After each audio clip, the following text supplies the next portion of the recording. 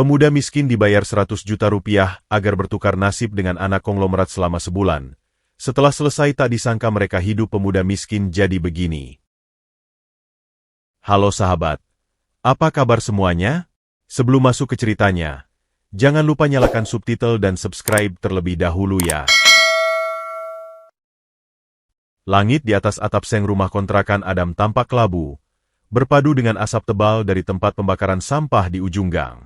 Pukul 5.30, alarm telepon pintar bututnya berbunyi nyaring. Adam menggeliat di atas kasur lipat yang membuat punggungnya pegal, lalu segera mematikan suaranya. Ia bangkit, menghindari tetesan air dari bocoran atap yang menggenang di ember plastik. "Dik, obatnya sudah diminum?" Suara lemah ibunya, Ibu Siti, terdengar dari balik tirai sarung yang membagi ruangan 3x4 meter itu. "Belum, Bu. Sebentar, aku ke apotek dulu," jawab Adam, meraih celana jeans yang sudah tipis di bagian lutut. Uang di dompetnya tinggal Rp120.000. Itu harus mencukupi untuk obat ibunya yang hipertensi dan diabetes, serta kebutuhan makan mereka berdua hingga 5 hari ke depan, sampai gajiannya sebagai tukang tambal ban dan driver ojol lepas datang. Perhitungan cepat di kepalanya. Obat paling murah 70.000, beras 10.000, lauk sederhana, gas LPG, ia harus ekstra hemat. Pagi itu, nasib baik sepertinya belum berpihak. Pelanggan tambal ban sepi, dan orderan ojol hanya 2 dalam 3 jam. Saat ia berhenti di warung kopi untuk membeli air mineral, teleponnya berdering. Panggilan tak dikenal. "Adam? Di Jalan Bintara 7. Ya? Ada paket dokumen penting. Tarif double. Cepat, ya." Perintah suara di seberang. Adam melesat.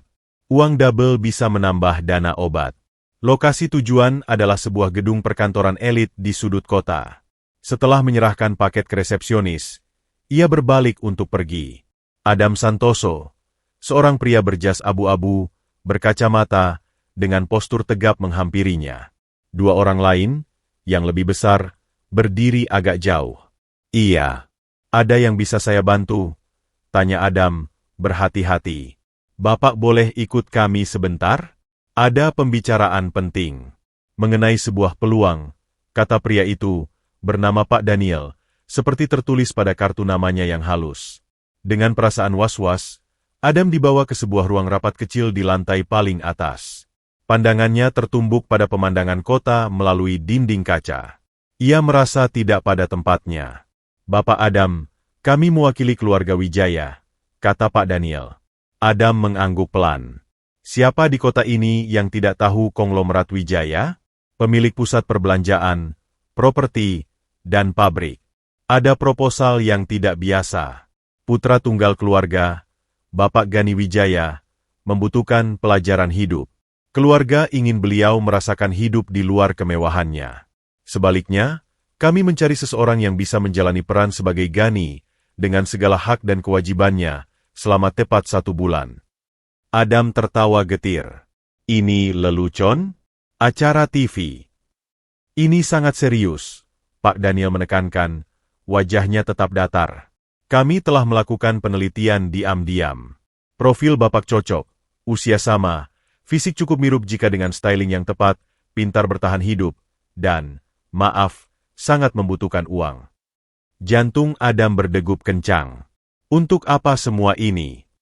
Agar Gani belajar nilai uang, kerja keras, dan kerendahan hati. Dan agar Bapak, mungkin, melihat bahwa kemewahan juga punya bebannya sendiri. Sebagai kompensasi waktu dan risiko Bapak, keluarga Wijaya menawarkan honorarium sebesar 100 juta rupiah, tunai, yang akan ditransfer setengah di awal, sisanya setelah bulan selesai. Angka itu mengguncang pikirannya. 100 juta. Biaya operasi ginjal ibunya yang tertunda, lunasan utang-utang kecil yang menggunung, kontrakan yang lebih layak, bahkan mungkin modal usaha kecil. Apa yang harus saya lakukan?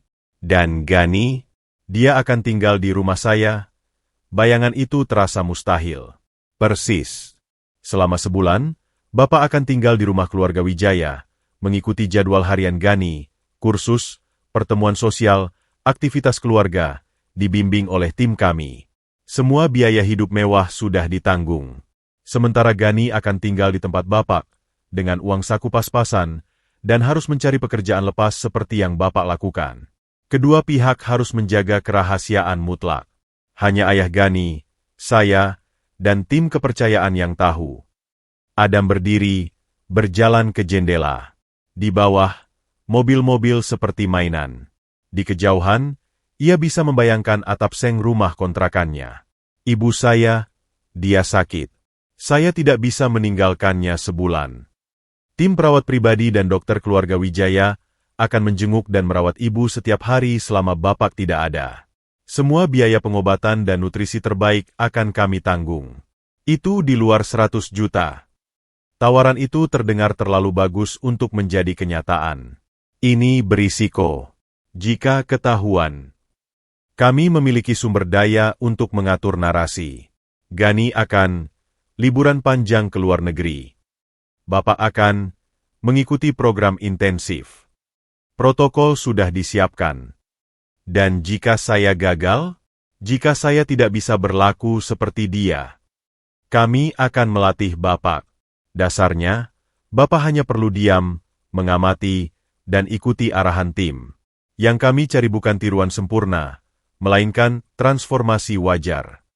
Pertarungan batin terjadi dalam diri Adam. Rasa bersiakap memenuhi dadanya. Meninggalkan ibunya, memasuki dunia palsu, menjadi penipu. Namun, bayangan ibunya terbaring lemas karena tidak mampu berobat. Hidup yang terus dihantui ketakutan akan besok, lebih menyakitkan. 100 juta itu bukan sekadar uang. Itu adalah jembatan keluar dari lingkaran kemiskinan yang semakin mengikat. Bagaimana dengan pekerjaan saya sekarang? Kami akan mengatur seolah-olah Bapak mendapat proyek kerja luar kota. Gaji 1 bulan akan diganti. Adam menarik napas dalam-dalam. Matinya tertuju pada secercah cahaya matahari yang menerobos awan kelabu di luar. Saya butuh waktu. Harus bicara dengan ibu saya. Pahami, Bapak Adam. Ini adalah peluang sekali seumur hidup. Kami akan tunggu sampai besok jam 10 pagi. Jika setuju, proses dimulai segera. Pak Daniel memberikan selembar kartu kontak premium. Semua untuk kebaikan semua pihak. Perjalanan pulang naik motor tua terasa seperti mimpi. Pikirannya berisik oleh angka 0 dan bayangan kehidupan mewah yang asing. Saat sampai di kontrakan, Ibu Siti sedang batuk-batuk. Ada apa, Dik? Wajahmu pucat, tanya ibunya, khawatir. Adam duduk di samping tempat tidur ibunya, menggenggam tangan ibu yang kurus. Dengan suara bergetar, ia menceritakan tawaran yang gila itu. Air mata menggenang di mata Ibu Siti. Jangan, Nak. Itu dunia bukan untuk kita. Nanti kamu tersesat, atau malah celaka, bisiknya. Tapi, Bu, uang itu, kita bisa obati ibu sampai tuntas. Kita bisa punya kehidupan yang lebih baik. Kehidupan yang baik bukan cuma soal uang, Adam. Tapi soal kejujuran dan ketenangan hati. Kau yakin bisa menjalani kebohongan besar ini selama sebulan? Pertanyaan itu menggantung di udara. Adam tidak yakin. Tetapi, ketika melihat kotak obat kosong di meja, dan wajah ibu yang semakin tirus, sebuah tekad membara dalam dirinya. Ini pengorbanan yang harus ia lakukan. Untuk ibunya. Untuk masa depan yang sedikit lebih terang. Mungkin ini jalan yang diberikan Tuhan, Bu. Aku akan berhati-hati. Mereka juga akan jaga ibu. Cobalah percaya padaku. Ibu Siti memandangi anak satu-satunya itu lama. Ia melihat beban yang telah dipikul anaknya sejak kecil. Akhirnya, dengan satu tetes air mata yang mengalir, ia mengangguk pelan. Jika kau yakin ini yang terbaik, ibu doakan. Malam itu, di bawah cahaya lampu neon 5 watt, Adam menatap ponselnya. Angka 100 juta berputar-putar di benaknya, diiringi rasa takut dan harapan. Ia memegang kartu kontak Pak Daniel. Esok hari, hidupnya akan berubah total. Ia akan meninggalkan Adam Santoso yang miskin dan penuh kerja keras, dan menjadi Gani Wijaya yang kaya dan penuh kepura-puraan. Ia tidak tahu mana yang lebih menakutkan, kemiskinan yang ia kenal, atau kemewahan yang akan ia jalani sebagai penipu. Dengan doa terakhir di bibir untuk keberanian, ia memutuskan untuk menerjunkan diri ke dalam ombak terbesar hidupnya. Pintu gerbang besi hitam setinggi 3 meter itu terbuka dengan senyap. Mobil sedan mewah yang membawa Adam meluncur memasuki area hunian yang lebih mirip taman nasional pribadi. Rumah utama, atau lebih tepatnya, istana minimalis, berdiri megah dengan dinding kaca dan beton ekspos. Adam, yang masih memakai satu-satunya kemeja putih yang agak lusuh, merasa dadanya sesak. Ia seperti serangga yang baru saja masuk ke dalam terarium raksasa yang salah. Sebelum masuk, Pak Daniel mengeluarkan sebuah koper kecil. Ini protokol awal, Bapak Adam. Segala barang pribadi Bapak akan kami simpan dengan aman. Mulai detik ini, Bapak adalah Gani Wijaya. Ponsel, dompet, dan semua identitas Adam Santoso, harap serahkan. Dengan tangan sedikit gemetar, Adam menyerahkan barang-barang satu-satunya itu. Sebagai gantinya, ia mendapat sebuah ponsel model terbaru dengan casing platinum, sebuah dompet kulit berisi kartu kredit tanpa batas dan setumpuk uang tunai, serta sebuah jam tangan yang bobotnya saja membuat pergelangannya terasa aneh. Selamat datang di rumah, Yang Master Gani. Suara itu berat dan penuh wibawa. Seorang pria parubaya dengan ramahan di sisi rapi dan setelan jas abu-abu sempurna berdiri di pintu masuk besar. Dialah Pak Darwis, kepala rumah tangga yang telah mengabdi pada keluarga Wijaya selama 20 tahun. Matanya tajam, menyapu Adam dari ujung kepala hingga ujung kaki dengan sekali pandang, seolah-olah langsung mencatat setiap ketidaksesuaian. Ini Pak Darwis. Dia yang akan mengawasi dan membimbing Bapak selama di sini. Dia satu-satunya staf di dalam rumah yang mengetahui situasi sebenarnya. Bisik Pak Daniel sebelum berpamitan. Adam, sekarang Gani, diantar masuk. Kaki-kakinya terasa dingin menyentuh marmer Italia yang mengilap. Langit-langit setinggi 8 meter membuat suara napasnya sendiri bergema. Di sebelah kiri, tangga spiral meliuk ke lantai atas.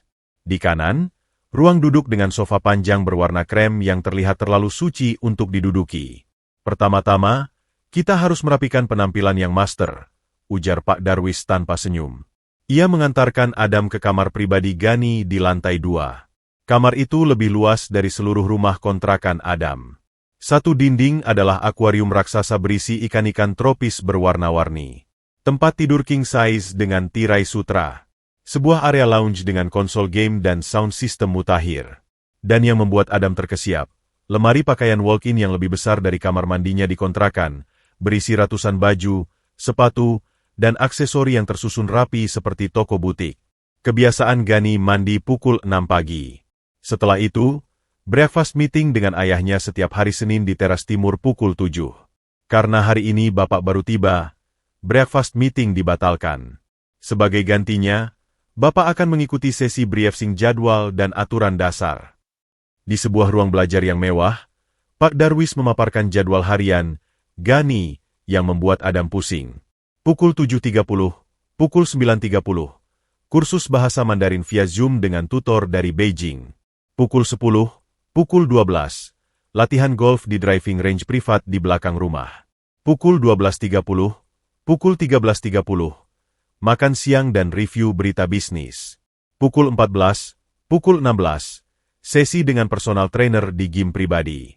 Pukul 16.30, pukul 18, waktu bebas, tapi biasanya diisi rapat virtual atau mengerjakan laporan.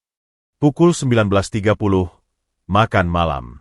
Jika tidak ada acara, wajib makan bersama keluarga di ruang makan utama. Setelahnya, review pencapaian harian dengan Pak Darwis. Ini setiap hari?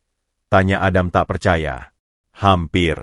Di akhir pekan ada agenda sosial, galeri seni, peluncuran produk, atau pesta di rumah kolega. Bapak harus hadir. Pak Darwis kemudian menyerahkan sebuah tablet. Di sini ada database, profil teman dekat Gani, musuh bisnis keluarga, selera makanan dan minumannya, riwayat pendidikan, bahkan cara dia berjalan dan duduk. Bapak punya waktu 48 jam untuk menghafalkan yang utama. Tekanan itu langsung terasa seperti gunung es di pundaknya. Ini bukan liburan. Ini adalah pekerjaan berat dengan taruhan 100 juta. Konflik pertama datang lebih cepat dari yang diduga. Saat sesi latihan golf, instruktur pribadi, Coach Ricky, segera menangkap keanehan. Kok swingnya jadi kaku? Gan? Kayak baru pegang stick pertama kali, katanya sambil menyeringai. Adam berkeringat dingin. Lagi nggak mood aja, Rick. Ah, masa sih? Coba lihat lagi caraku. Coach Ricky kemudian memperagakan swingnya. Adam meniru dengan kikuk. Bola golfnya nyangkut di bunker pasir. Lain masuk ke kolam air. Waduh, hari apaan nih? Padahal kemarin udah bagus banget mau turun ke handicap 12. Desis Coach Ricky, skeptis. Malam harinya, cobaan yang lebih besar menanti, makan malam keluarga pertama. Ruangan makan yang panjang dihiasi lampu kristal. Di ujung meja makan kayu solid sepanjang 6 meter duduk Pak Jaya Wijaya, ayah Gani. Wajahnya tegas, mata yang sama tajamnya dengan Pak Darwis. Di sampingnya, Ibu Karina Wijaya, Ibu Gani, seorang perempuan anggun dengan senyum yang manis namun terukur. Gani, duduklah, kata Pak Jaya. Suaranya mengisi ruangan. Adam, yang sudah diberitahu bahwa Gani biasanya duduk di sebelah kanan ayahnya, mengambil tempat duduk itu. Pelayan segera menyajikan makanan dalam piring-piring kecil yang artistik. Adam bingung harus mulai dari yang mana, karena ada 3 garpu dan 4 pisau di samping piringnya. Bagaimana kursus Mandarin MU hari ini? Tanya Pak Jaya tiba-tiba, sambil memotong kecil daging wagyunya. Adam menelan ludah. Ia ingat laporan Pak Darwis bahwa Gani sedang dalam level HSK 4. Biasa-biasa saja. Yah, agak susah pelafalannya. Tutor MU melaporkan kamu tidak fokus dan tidak mengerjakan PR kemarin. Sergah Pak Jaya, matanya menyipit. Apakah liburan panjang MU membuat otakmu ikut berlibur? Ibu Karina menyela lembut. Jaya, jangan langsung marah. Gani kan baru kembali. Baru kembali dari mana? Dari bersenang-senang? Umur 23 tahun. Tapi masih seperti anak manja. Lihat laporan keuangan pribadimu bulan lalu. Hampir 300 juta untuk clubbing dan barang-barang tidak penting. Bentak Pak Jaya. Adam terdiam, tangan berkeringat. Ia tidak tahu harus membela diri seperti apa. Dalam hati, ia justru tercengang. 300 juta dalam sebulan hanya untuk foya-foya? Itu cukup untuk membeli rumah sederhana di kampung halamannya. Maaf. Yah, saya akan perbaiki. Gumam Adam, menunduk, meniru sikap anak yang dimarahi seperti yang sering ia lihat di film. Lihat saja nanti. Besok ada pertemuan dengan direktur dari Singapura. Kamu harus hadir dan memperhatikan. Jangan sampai mempermalukan keluarga lagi seperti di pesta wibawa bulan lalu. Adam hanya bisa mengangguk. Ia tidak tahu apa yang dilakukan Gani di pesta wibawa itu. Database di tabletnya belum sempat ia baca semua. Setelah makan malam yang menegangkan, Adam kembali ke kamarnya. Ia merasa lelah yang luar biasa, bukan fisik, tapi mental. Keheningan kamar yang mewah justru mencekik. Di kontrakannya, ia bisa mendengar suara tetangga, anak-anak bermain, deru motor, suara kehidupan. Di sini, hanya ada bunyi AC sentral dan desir ringan filter akuarium. Ia mencoba menelepon ibunya dari ponsel barunya, menggunakan aplikasi khusus yang aman. Ibu Siti terdengar lebih segar. Dokternya sudah datang. Nak, bawa obat bagus. Kamu gimana di sana? Baik, Bu. Semuanya sangat mewah, jawab Adam, mencoba menyembunyikan getar suaranya. Kamu harus kuat. Nak, ingat, itu hanya sementara. Jangan sampai terlena. Iya, Bu. Ibu juga jaga kesehatan. Begitu menutup telepon, Adam membuka tablet dan mulai membuka database. Ia membaca, Gani Wijaya, lulusan bisnis dari Australia, hobi balap mobil koleksi, pacar terakhir adalah putri pengusaha tambang, pernah membuat skandal kecil dengan menabrakkan mobil sportnya ke pagar tol. Adam menggeleng. Dunia ini begitu asing dan sembrono. Pukul 22, ada ketukan di pintu. Pak Darwis masuk membawa segelas susu hangat, kebiasaan Gani sebelum tidur. Penampilan hari ini cukup mengkhawatirkan, Bapak Adam, katanya dengan suara datar. Bapak hampir menggunakan sendok salad untuk makan sup. Bapak berjalan dengan postur terlalu rendah. Dan cara Bapak menjawab teguran Pak Jaya tadi, terlalu patuh. Gani biasanya akan membantah, atau paling tidak memasang wajah kesal. Saya harus bagaimana? Saya bukan dia, protes Adam, Frustasi. Tepat. Bapak bukan dia. Tapi untuk 100 juta, Bapak harus berusaha menirunya. Besok lebih sulit. Ada latihan etiket makan jamuan resmi pukul 9. Pelajari ini. Pak Darwis meletakkan sebuah buku tebal berjudul International Business Etiquette di meja samping tempat tidur. Setelah Pak Darwis pergi, Adam berdiri di depan jendela kaca raksasa yang menghadap ke taman belakang yang diterangi lampu sorot. Di kejauhan, lampu kota berkelap-kelip. Di suatu tempat di antara lampu-lampu itu, Gani yang asli mungkin sedang berjuang dengan listrik yang mati atau air yang harus ditimba. Adam tiba-tiba merasakan sesuatu yang aneh. Rindu pada kesulitan yang ia kenal. Kesulitan di sini berbeda. Ini adalah kesulitan yang dibungkus bludru, tetapi durinya menusuk sampai ke tulang, penuh dengan penghakiman diam-diam dan ekspektasi yang tak terucap. Dia mengambil napas dalam-dalam. Ini baru hari pertama. Masih ada 29 hari di dalam sangkar emas ini. Dan entah mengapa, meski semua kemewahan ini, ia merasa lebih miskin dan lebih terasing daripada sebelumnya. Di balik kilauan segala sesuatu di sekelilingnya, ada satu kebenaran yang semakin jelas. Dunia emas ini bukan hanya berduri, tapi juga sangat, sangat sunyi.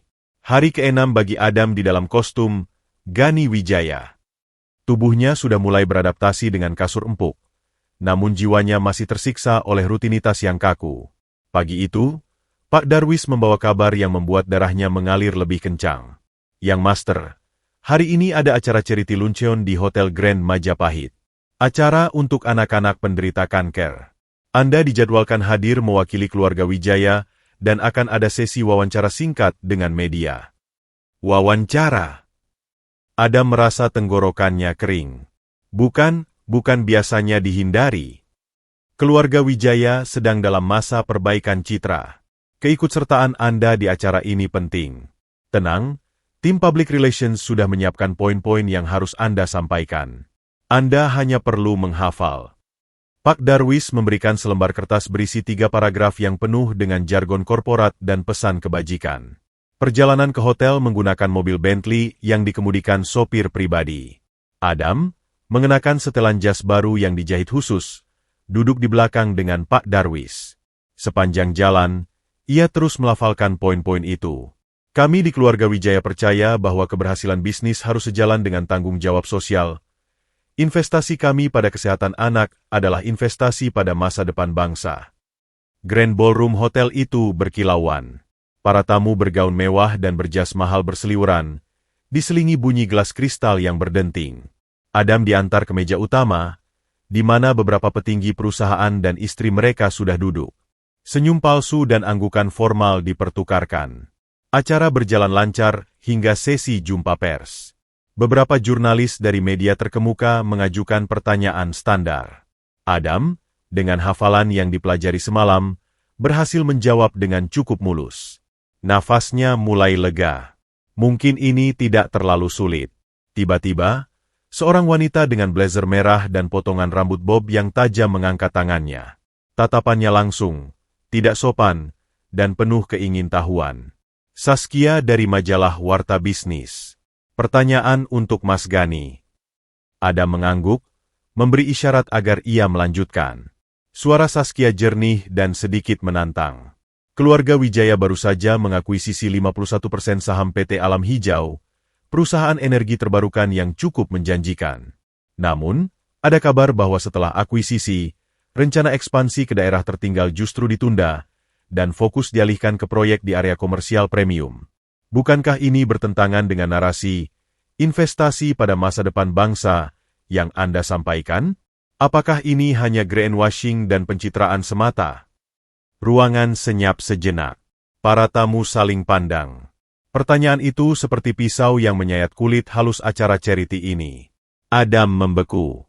Pikiran berputar kencang. PT Alam Hijau? Akuisisi? Ia sama sekali tidak membaca tentang ini di database. Dalam kepanikannya, ia mencoba mengingat-ingat kalimat yang mungkin aman. Kami tentu tetap berkomitmen pada rencana awal. Penundaan itu hanya masalah penyesuaian strategi portofolio. Yang penting niat baik kami tulus. Ucapannya terdengar kosong dan defensif. Saskia tidak mundur. Matanya menyipit, seperti mendeteksi sesuatu. Penyesuaian strategi? Bisa dijelaskan lebih spesifik? Dan bagaimana dengan desas-desus bahwa penundaan ini lebih terkait dengan penolakan izin dari masyarakat lokal di salah satu lokasi ekspansi karena masalah lingkungan? Keringat dingin membasahi punggung Adam. Ia melihat Pak Darwis dari sudut mata. Ekspresi sang kepala rumah tangga dingin, tetapi ada sedikit kepanikan di balik matanya. Seorang PR dari keluarga Wijaya dengan cepat menyela. Maaf, waktu untuk pertanyaan sudah habis. Terima kasih. Saskia duduk dengan senyum tipis, tidak puas. Adam dipapah keluar dari ruangan secepat mungkin. Jantungnya berdebar kencang seperti baru lari maraton. Di dalam mobil dalam perjalanan pulang, Pak Darwis berbicara dengan suara rendah namun tajam. Itu adalah bencana kecil, Bapak Adam. Saskia Kirana, jurnalis investigatif yang terkenal sulit. Dia seperti hiu yang mencium darah. Jawaban Bapak tadi sangat generik dan justru membuatnya curiga. Aku tidak tahu soal akuisisi itu. Itu tidak ada di bahan yang kau berikan. Bantah Adam, masih gemetar. Karena itu adalah perkembangan yang sangat baru. Kami kira tidak akan dibahas di acara charity. Ternyata kami salah. Pak Darwis menghela napas. Sekarang kita harus bersiap. Dia akan menggali. Kekhawatiran itu terbukti lebih cepat dari perkiraan. Keesokan harinya, di tablet yang selalu ada di sampingnya, Adam melihat notifikasi dari aplikasi pemantau media. Sebuah artikel online dari majalah Warta Bisnis, ditulis oleh Saskia Kirana, dengan judul yang membuatnya merasakan mual, Gani Wijaya, perubahan sikap atau hanya topeng yang lebih baik. Artikel itu tidak langsung menuduh adanya pertukaran identitas, tetapi penuh dengan sindiran tajam. Saskia menulis tentang bagaimana Gani terlihat gelisah dan tidak menguasai materi ketika ditanya hal teknis tentang bisnis keluarganya, berbeda dengan gaya biasa Gani yang meskipun sembrono, sangat cerdas dan fasih ketika berbicara tentang angka-angka. Dia membandingkan foto Gani dari pesta wibawa sebulan lalu, dengan senyum sinis dan mata yang angkuh, dengan foto Adam di acara charity yang kemarin, dengan pandangan yang sedikit ragu dan senyum yang terlalu lugu. Ada sesuatu yang tidak beres dengan putra mahkota Wijaya Group, tulisnya. Apakah ini efek dari liburan panjang yang misterius, ataukah ada sesuatu yang lebih dramatis terjadi? Artikel itu langsung viral di kalangan bisnis dan masyarakat. Komentar berdatangan, mulai dari yang meragukan sampai yang membuat teori liar. Puncaknya terjadi saat makan malam. Pak Jaya Wijaya melemparkan tabletnya ke atas meja makan dengan suara keras, membuat piring dan gelas bergetar. Wajahnya merah padam. "Ini apa ini?" teriaknya, menunjuk ke arah Adam yang langsung kaku. "Satu acara sederhana saja kau tidak bisa handle. Kau membuat kita seperti keluarga munafik di depan media. Dan sekarang, spekulasi ini. Apakah ada yang tidak beres?" "Jaya, tenang." Ibu Karina mencoba menenangkan, tetapi suaranya juga gemetar. "Tenang? Citra kita sedang dipertanyakan. Harga saham bisa terpengaruh hanya karena kebodohan satu orang." Pak Jaya berdiri, menatap Adam dengan mata yang seakan-akan bisa melelehkan baja. "Apa yang terjadi denganmu, Gani? Liburan membuatmu menjadi bodoh dan pengecut? Atau ada hal lain?" Tatapannya menusuk, seolah-olah ia mulai benar-benar mempertanyakan. Adam merasa seluruh ruangan berputar. Ia harus menjawab, tetapi kata-kata tidak keluar. Ia hanya bisa menunduk, persis seperti Adam Santoso yang dihukum oleh bosnya, bukan seperti Gani Wijaya yang biasanya akan membalas dengan sengit. Lihat sikapmu itu. Kau bahkan tidak berani menatapku," geram Pak Jaya. "Dari sekarang, tidak ada lagi penampilan publik sampai masalah ini reda." "Darwis." "Ya, Pak." Pak Darwis yang berdiri di dekat pintu segera menghampiri. "Batalkan semua jadwal publik Gani untuk 2 minggu ke depan. Hanya kegiatan privat di dalam rumah. Dan carikan PR terbaik untuk membereskan artikel jurnalis lancang itu." "Baik, Pak." Malam itu, di kamarnya, Adam merasa terpojok. Ia menelepon satu-satunya orang yang bisa ia ajak bicara jujur dalam kondisi ini, Gani yang asli, melalui saluran email khusus yang aman. Ia menceritakan semua yang terjadi, tentang Saskia, tentang artikel itu, tentang kemarahan ayah Gani. Beberapa jam kemudian, balasan dari Gani datang, singkat dan bernada sinis. Welcome to my world. Ayah memang begitu. Tapi kau bodoh. Harusnya kau membelokkan pertanyaan atau menyerang balik dengan humor. Kau terlalu jujur. Dan tentang Saskia, hati-hati. Dia cerdas dan gigih. Dia tidak akan berhenti sampai mendapat yang dia mau. Kau sudah menarik perhatian hiu, teman. Sekarang kau harus belajar berenang lebih cepat, atau kau akan dimakan. Dan ingat, jika aku ketahuan, 100 jutamu bisa lenyap, dan ibumu mungkin tidak mendapat perawatan lagi. Pesan terakhir itu seperti tamparan. Ini bukan hanya tentang menjaga rahasia. Ini tentang nyawa ibunya. Adam menatap akuarium raksasa di kamarnya. Ikan-ikan tropis itu berenang tenang, tidak peduli dengan badai di luar. Ia iri pada mereka. Dari jendela, ia melihat lampu kota. Di suatu tempat di sana, Saskia Kirana mungkin sedang duduk di depan komputernya, menyusun pertanyaan berikutnya, menggali lebih dalam. Dan di suatu tempat lainnya, Gani yang asli mungkin sedang berjuang dengan kehidupan yang sama sekali berbeda. Adam menyadari sesuatu. Pertukaran ini bukan lagi permainan rahasia yang aman. Media, dengan sorotannya yang tajam, telah mengubahnya menjadi pertarungan di atas panggung yang terang benderang. Dan ia, dengan topeng yang terlalu longgar, hampir saja terpeleset. Ia harus belajar bukan hanya untuk menjadi Gani, tetapi untuk bertahan dari serangan yang datang dari dunia yang bahkan tidak ia pahami. Dunia di balik topeng media ternyata jauh lebih gelap dan berbahaya daripada yang ia kira. Dan bahaya itu baru saja menunjukkan taringnya. Keputusan Pak Jaya untuk mengurung Gani di rumah adalah pedang bermata dua. Bagi Adam, itu berarti jeda sementara dari tekanan publik, tetapi juga berarti jadwal privat yang lebih intens dan pengawasan yang lebih ketat dari Pak Darwis. Namun, di balik tembok tinggi dan gerbang besi itu, konflik justru bergeser ke medan yang lebih berbahaya, dunia bisnis keluarga Wijaya yang penuh intrik. Tanpa acara publik, Adam diharuskan menghadiri tutorial bisnis setiap pagi bersama Pak Jaya di ruang perpustakaan pribadi. Di sanalah, untuk pertama kalinya, Adam benar-benar menyentuh inti dari kerajaan Wijaya Group. Pak Jaya, yang masih dingin tetapi profesional, mulai menjelaskan struktur perusahaan, anak usahanya, dan proyek-proyek strategis. Kami sedang dalam proses konsolidasi pasca akuisisi Alam Hijau, kata Pak Jaya suatu pagi, menunjuk layar datar yang menampilkan grafik dan angka. Tapi ada masalah dengan implementasi di lapangan. Laporan dari manajer utama, Pak Reza, selalu optimis, tapi progres nyata lambat. Adam mengangguk, berusaha terlihat paham. Nama, Pak Reza, muncul beberapa kali dalam briefing. Orang kepercayaan ayah Gani yang telah membesarkan divisi retail dan energi. Kau akan mulai magang di bawah Pak Reza minggu depan. Observasi saja. Lihat bagaimana dia bekerja. Jangan banyak bertanya yang tidak perlu. Perintah Pak Jaya. Ada sesuatu dalam nada suaranya yang membuat Adam curiga. Seolah-olah Pak Jaya sendiri tidak sepenuhnya percaya pada orang kepercayaannya itu. Malam itu, di balik pintu kamar yang terkunci, Adam membuka laptop Gani yang diberikan kepadanya. Aksesnya terbatas, tetapi cukup untuk menelusuri arsip email internal dan laporan proyek. Hatinya berdebar-debar. Ini melanggar aturan, tapi nalurinya sebagai Adam Santoso, yang terbiasa mengais informasi untuk bertahan hidup, mendesaknya untuk menggali. Di folder Alam Hijau Proyek Timur, ia menemukan sesuatu yang janggal. Ada dua versi laporan keuangan untuk kuartal yang sama.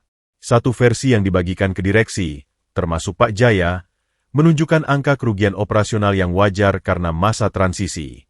Versi lain, yang tampaknya untuk kalangan internal tim proyek, menunjukkan kerugian yang jauh lebih besar, disertai catatan tentang biaya tambahan untuk pengurusan perizinan, dan kompensasi masyarakat yang jumlahnya fantastis, namun tidak ada detail penerimanya. Jantung Adam berdegup kencang. Ini berbau markup dan korupsi. Sementara itu, di dunia lain yang jauh berbeda, Gani Wijaya yang asli, sekarang hidup sebagai Adam, baru saja menyelesaikan shift malamnya sebagai cleaning service di sebuah gedung perkantoran, pekerjaan yang didapatkannya setelah ditolak di beberapa tempat karena dianggap terlalu bersikap arogan. Badannya pegal, tangannya kasar karena terpapar bahan kimia pembersih. Saat istirahat di pantry belakang, ia mendengar percakapan dua orang karyawan yang merokok di area pembuangan. Jaminan gue, proyek perumahan di Bekasi itu nggak akan jalan. Dana mobilisasinya aja udah dikorup sama yang di atas. Yang bener? Tapi kan proyek PT Surya Land, anak perusahaan Wijaya tuh. Ya iyalah. Tapi yang jalanin kontraktor boneka. Manajernya, itu loh, Pak Reza, dia punya anak buah di sana. Modusnya klasik, markup material, bayar fiktif, bagi-bagi ke dalam. Waduh, berani banget ya deket-deket sama bos besar. Ah, Pak Jaya kan udah percaya banget sama dia. Lagian, siapa yang bakal lapor? Nggak ada bukti. Gani membeku. Pak Reza, nama yang sama yang sering disebut ayahnya sebagai orang kepercayaan. Rasa kesal dan kecewa pada ayahnya bercampur dengan keinginan aneh untuk membuktikan bahwa ia, Gani, bisa berguna. Ia mendekat, berpura-pura membuang sampah.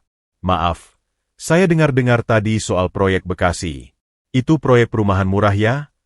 Tanyanya, mencoba terdengar polos. Kedua karyawan itu menatapnya curiga. Lu siapa?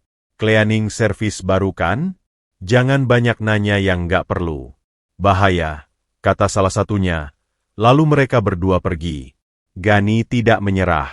Selama beberapa hari berikutnya, ia memanfaatkan skillnya dulu saat nongkrong dengan hacker temannya untuk menguping dan mengumpulkan informasi. Dari obrolan di warung kopi dekat proyek, dari keluhan mandor yang mabuk di warteg, potongan informasi itu mulai terkumpul. Nama kontraktor fiktif, PT Mitra Sejahtera Abadi, rekening virtual, dan modus markup besi beton dan semen. Malam itu, melalui email rahasia mereka, Gani mengirim pesan pertama yang serius kepada Adam. Subjek, tikus besar. Adam, aku dengar sesuatu di lapangan. Mungkin kau juga sudah lihat dari sisi luaran. Ada orang di dalam perusahaan yang menggerogoti dari dalam. Namanya Reza. Dia bukan hanya mencuri, tapi mungkin juga menyabotase proyek strategis ayahku, termasuk Alam Hijau. Aku punya beberapa nama dan modus, tapi butuh bukti dari dalam. Coba periksa komunikasi dia dengan vendor bernama Mitra Sejahtera Abadi atau Karya Dinamika. Juga, cari tahu tentang proyek perumahan di Bekasi Sektor 7. Ini bukan cuma masalah ayahku. Jika perusahaan bangkrut karena korupsi, ribuan orang, termasuk mungkin ibumu nanti, akan kena imbasnya. G. Adam, yang sedang gelisah dengan temuannya sendiri di laptop, segera membalas. Subjek, Re, tikus besar. Gani, aku juga menemukan hal aneh. Ada 2 laporan keuangan untuk Alam Hijau. Yang satu dibagikan ke direksi bersih, yang satu penuh dengan biaya tambahan yang tidak jelas. Aku akan cari komunikasi dengan vendor yang kau sebut. Tapi hati-hati. Jika Reza sekuat itu, dia pasti punya mata-mata. Jangan sampai kamu ketahuan. A. Kerjasama tidak resmi mereka dimulai. Adam, dengan akses terbatasnya, mulai menyaring email Pak Reza di server internal. Ia menemukan keanehan. Banyak komunikasi penting justru dilakukan melalui platform pesan luar, bukan email resmi. Tapi ada satu kesalahan. Sebuah email dari Pak Reza ke asistennya yang berisi lampiran dokumen kontrak dengan PT Mitra Sejahtera Abadi. Nilainya menggelembung 40% di atas harga pasar.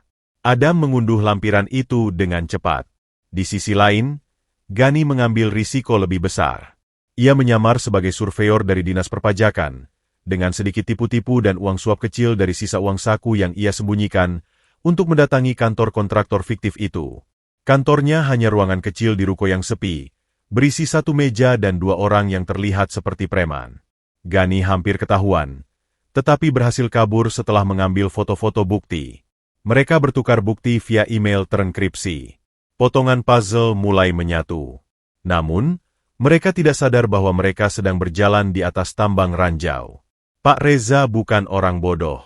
Sebagai manajer yang telah lama berkuasa, ia memiliki jaringan pengawasan yang luas. Salah satu anak buahnya di Departemen IT, yang bertugas memantau keamanan siber, mendapat peringatan tentang akses tidak biasa ke folder email Pak Reza dari laptop Gani.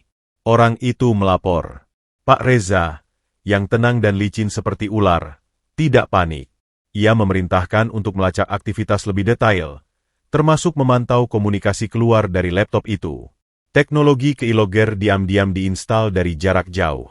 Pada saat yang sama, salah satu preman di kantor kontraktor fiktif melaporkan adanya orang aneh yang menyamar dan mengambil foto. Deskripsi yang diberikan cocok dengan Adam, yang baru-baru ini bekerja sebagai cleaning service. Pak Reza, yang telah lama ingin menjatuhkan Gani, yang dianggapnya sebagai penerus yang lemah dan bisa ia kendalikan, mulai menyatukan titik-titik itu. Di sebuah restoran mewah yang sepi, Pak Reza bertemu dengan seorang kolega gelap dari perusahaan kompetitor. Ada perkembangan menarik, bisiknya. Tampaknya si anak manja dan penggantinya yang miskin itu sedang bermain detektif. Mereka mengumpulkan sesuatu tentang kita. Harus kita stop sebelum sampai ke Pak Jaya, sahut koleganya. Tidak, ujar Pak Reza dengan senyum tipis. Biarkan mereka mengumpulkan lebih banyak. Lalu, kita akan gunakan itu untuk menjebak mereka. Kita bisa atur sedemikian rupa sehingga semua bukti itu justru menunjukkan bahwa Gani, atau si penggantinya, yang terlibat dalam penyelewengan karena putus asa butuh uang. Atau bahkan, bahwa ini semua adalah skandal pertukaran identitas yang direncanakan untuk menipu keluarga dan perusahaan. Matanya berbinar licik. Bayangkan, skandal ganda, korupsi dan penipuan identitas. Keluarga Wijaya akan hancur berantakan. Pak Jaya akan terlalu sibuk menyelamatkan namanya untuk memperhatikan kita. Dan kita bisa menyelamatkan diri sambil menjual rahasia perusahaan ke kompetitor. Rencana jahat itu mulai dijalankan. Mereka sengaja membocorkan dokumen-dokumen palsu yang seolah-olah menunjukkan Gani melakukan transfer tidak sah.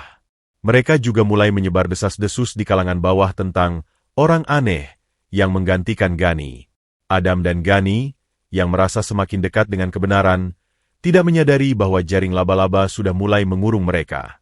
Mereka mengira sedang memburu tikus, tanpa tahu bahwa si tikus itu justru sedang memancing mereka masuk ke dalam perangkap yang jauh lebih besar dan lebih mematikan.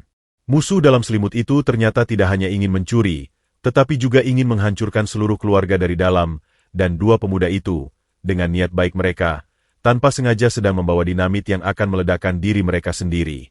Cuaca di kompleks Wijaya pagi itu mendung, seolah mencerminkan suasana hati Adam. Pak Darwis membawakannya setelan jas abu-abu yang lebih sederhana dari biasanya. Hari ini Bapak akan menemani Pak Jaya ke kantor pusat untuk pertama kalinya.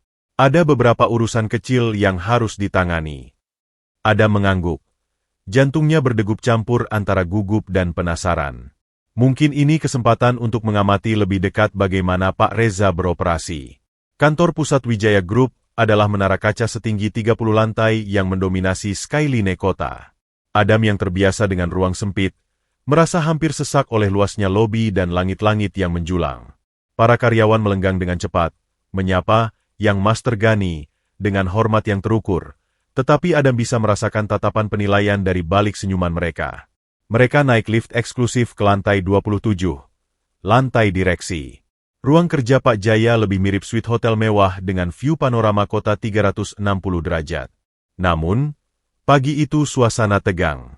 Pak Reza sudah menunggu di dalam, berdiri di depan meja Pak Jaya dengan wajah yang dibuat sedih.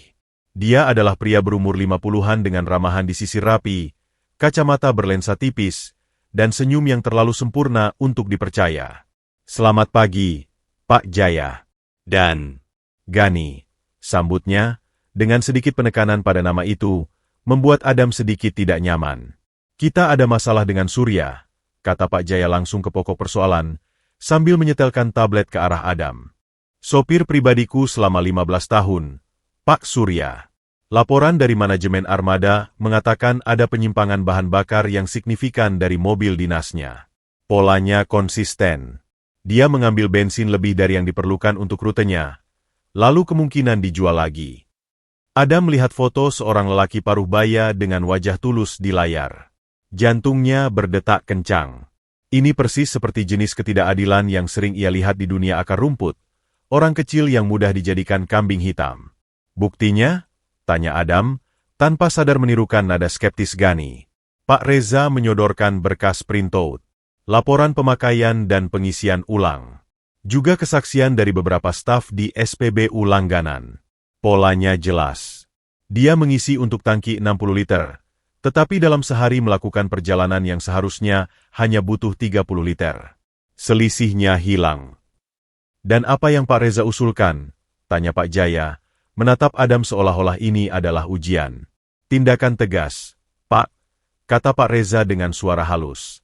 Kami harus memecatnya dengan segera dan melaporkan ke polisi sebagai contoh. Jika tidak, praktek seperti ini akan menular ke sopir lainnya. Ini masalah integritas. Adam membolak-balik laporan itu. Sesuatu terasa tidak beres. Apakah ada kemungkinan data pemakaiannya salah? Atau mungkin ada rute tambahan yang tidak tercatat? Pak Reza tersenyum tipis, sinis. Gani, sistem pelacak kami sangat canggih. Setiap perjalanan terekam. Tidak ada ruang untuk kesalahan. Sayangnya, rasa hormat kita pada loyalitasnya tidak bisa menutupi pencurian.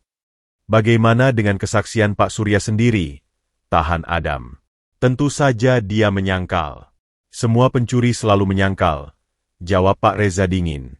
Pak Jaya menatap Adam. Gani, ini adalah tanggung jawab manajerial sederhana. Kadang kita harus membuat keputusan keras. Aku ingin kau yang menanganinya. Panggil Pak Surya, konfrontasi dengan bukti ini, dan berikan surat pemecatan. Ini akan menjadi pelajaran pertama MU dalam menangani SDM. Lengket. Adam merasa seluruh ruangan memanas. Di satu sisi, ini adalah perintah langsung dari ayah yang harus ia patuhi untuk menjaga penyamaran. Di sisi lain, nalurinya berteriak bahwa ini salah. Ini terlalu mudah, terlalu rapi. Dan wajah Pak Surya di foto itu mengingatkannya pada wajah-wajah orang jujur yang kerap ia temui, yang mudah diinjak-injak oleh sistem. Bolehkah saya berbicara dengan Pak Surya dulu? Sendirian? Pinta Adam. Pak Jaya dan Pak Reza bertukar pandang. Untuk apa? Bukti sudah lengkap, sahut Pak Reza. Saya hanya ingin mendengar ceritanya. Sebelum menghancurkan hidup seseorang yang telah mengabdi 15 tahun. Permintaannya membuat Pak Jaya terlihat agak terkesan, meski masih ragu. Baik, kau punya 1 jam. Pak Reza, antarkan Pak Surya ke ruang rapat kecil. Di ruang rapat kecil yang sunyi, Pak Surya duduk dengan bahu turun. Matanya merah. Yang Master, saya tidak mencuri. Sumpah, demi anak istri saya. Ceritakan dari awal, Pak. Jangan takut. Bujuk Adam, duduk di depannya. Saya sopir pribadi Pak Jaya untuk keperluan non-protokoler. Rutenya memang tidak tetap. Beberapa bulan terakhir, saya sering disuruh oleh atasan saya di bagian logistik, Pak Rudi, untuk mengambil paket atau mengantar dokumen ke tempat-tempat yang tidak tercatat dalam sistem. Katanya atas perintah orang atas yang tidak ingin meninggalkan jejak. Saya selalu mengisi bensin sesuai kebutuhan perjalanan, termasuk untuk tugas tambahan itu. Tapi, sepertinya tugas-tugas tambahan itu tidak pernah masuk laporan.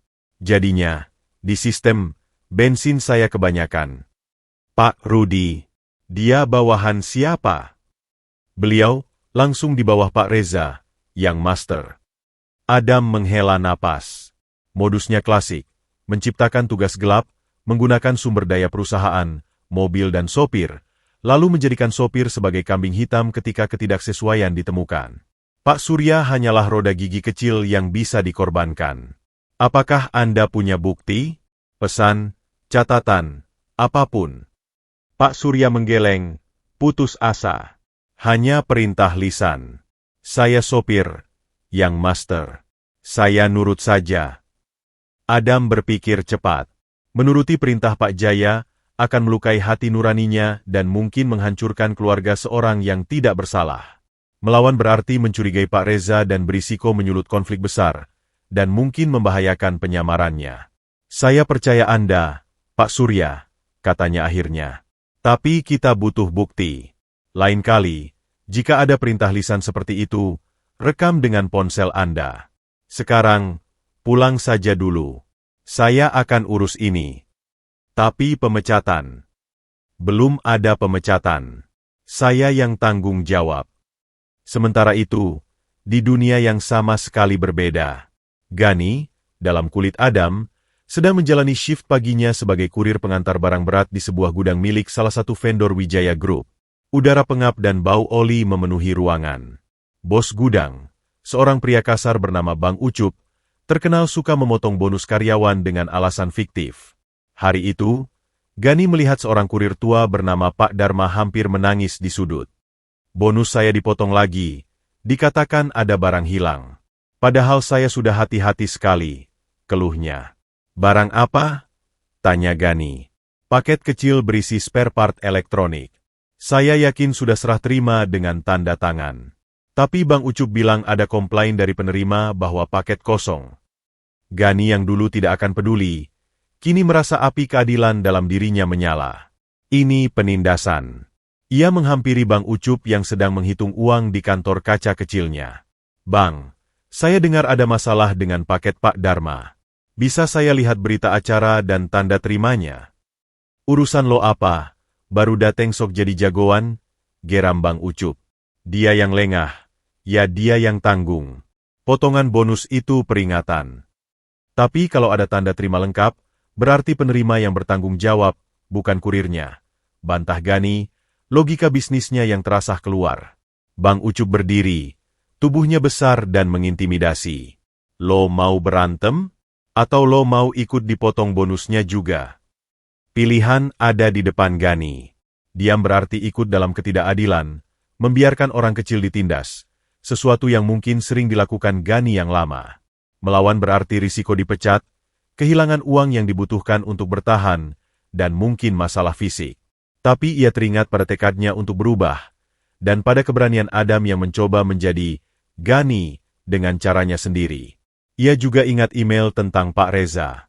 Penindasan ada di semua level, dari kantor direksi hingga gudang kumuh ini.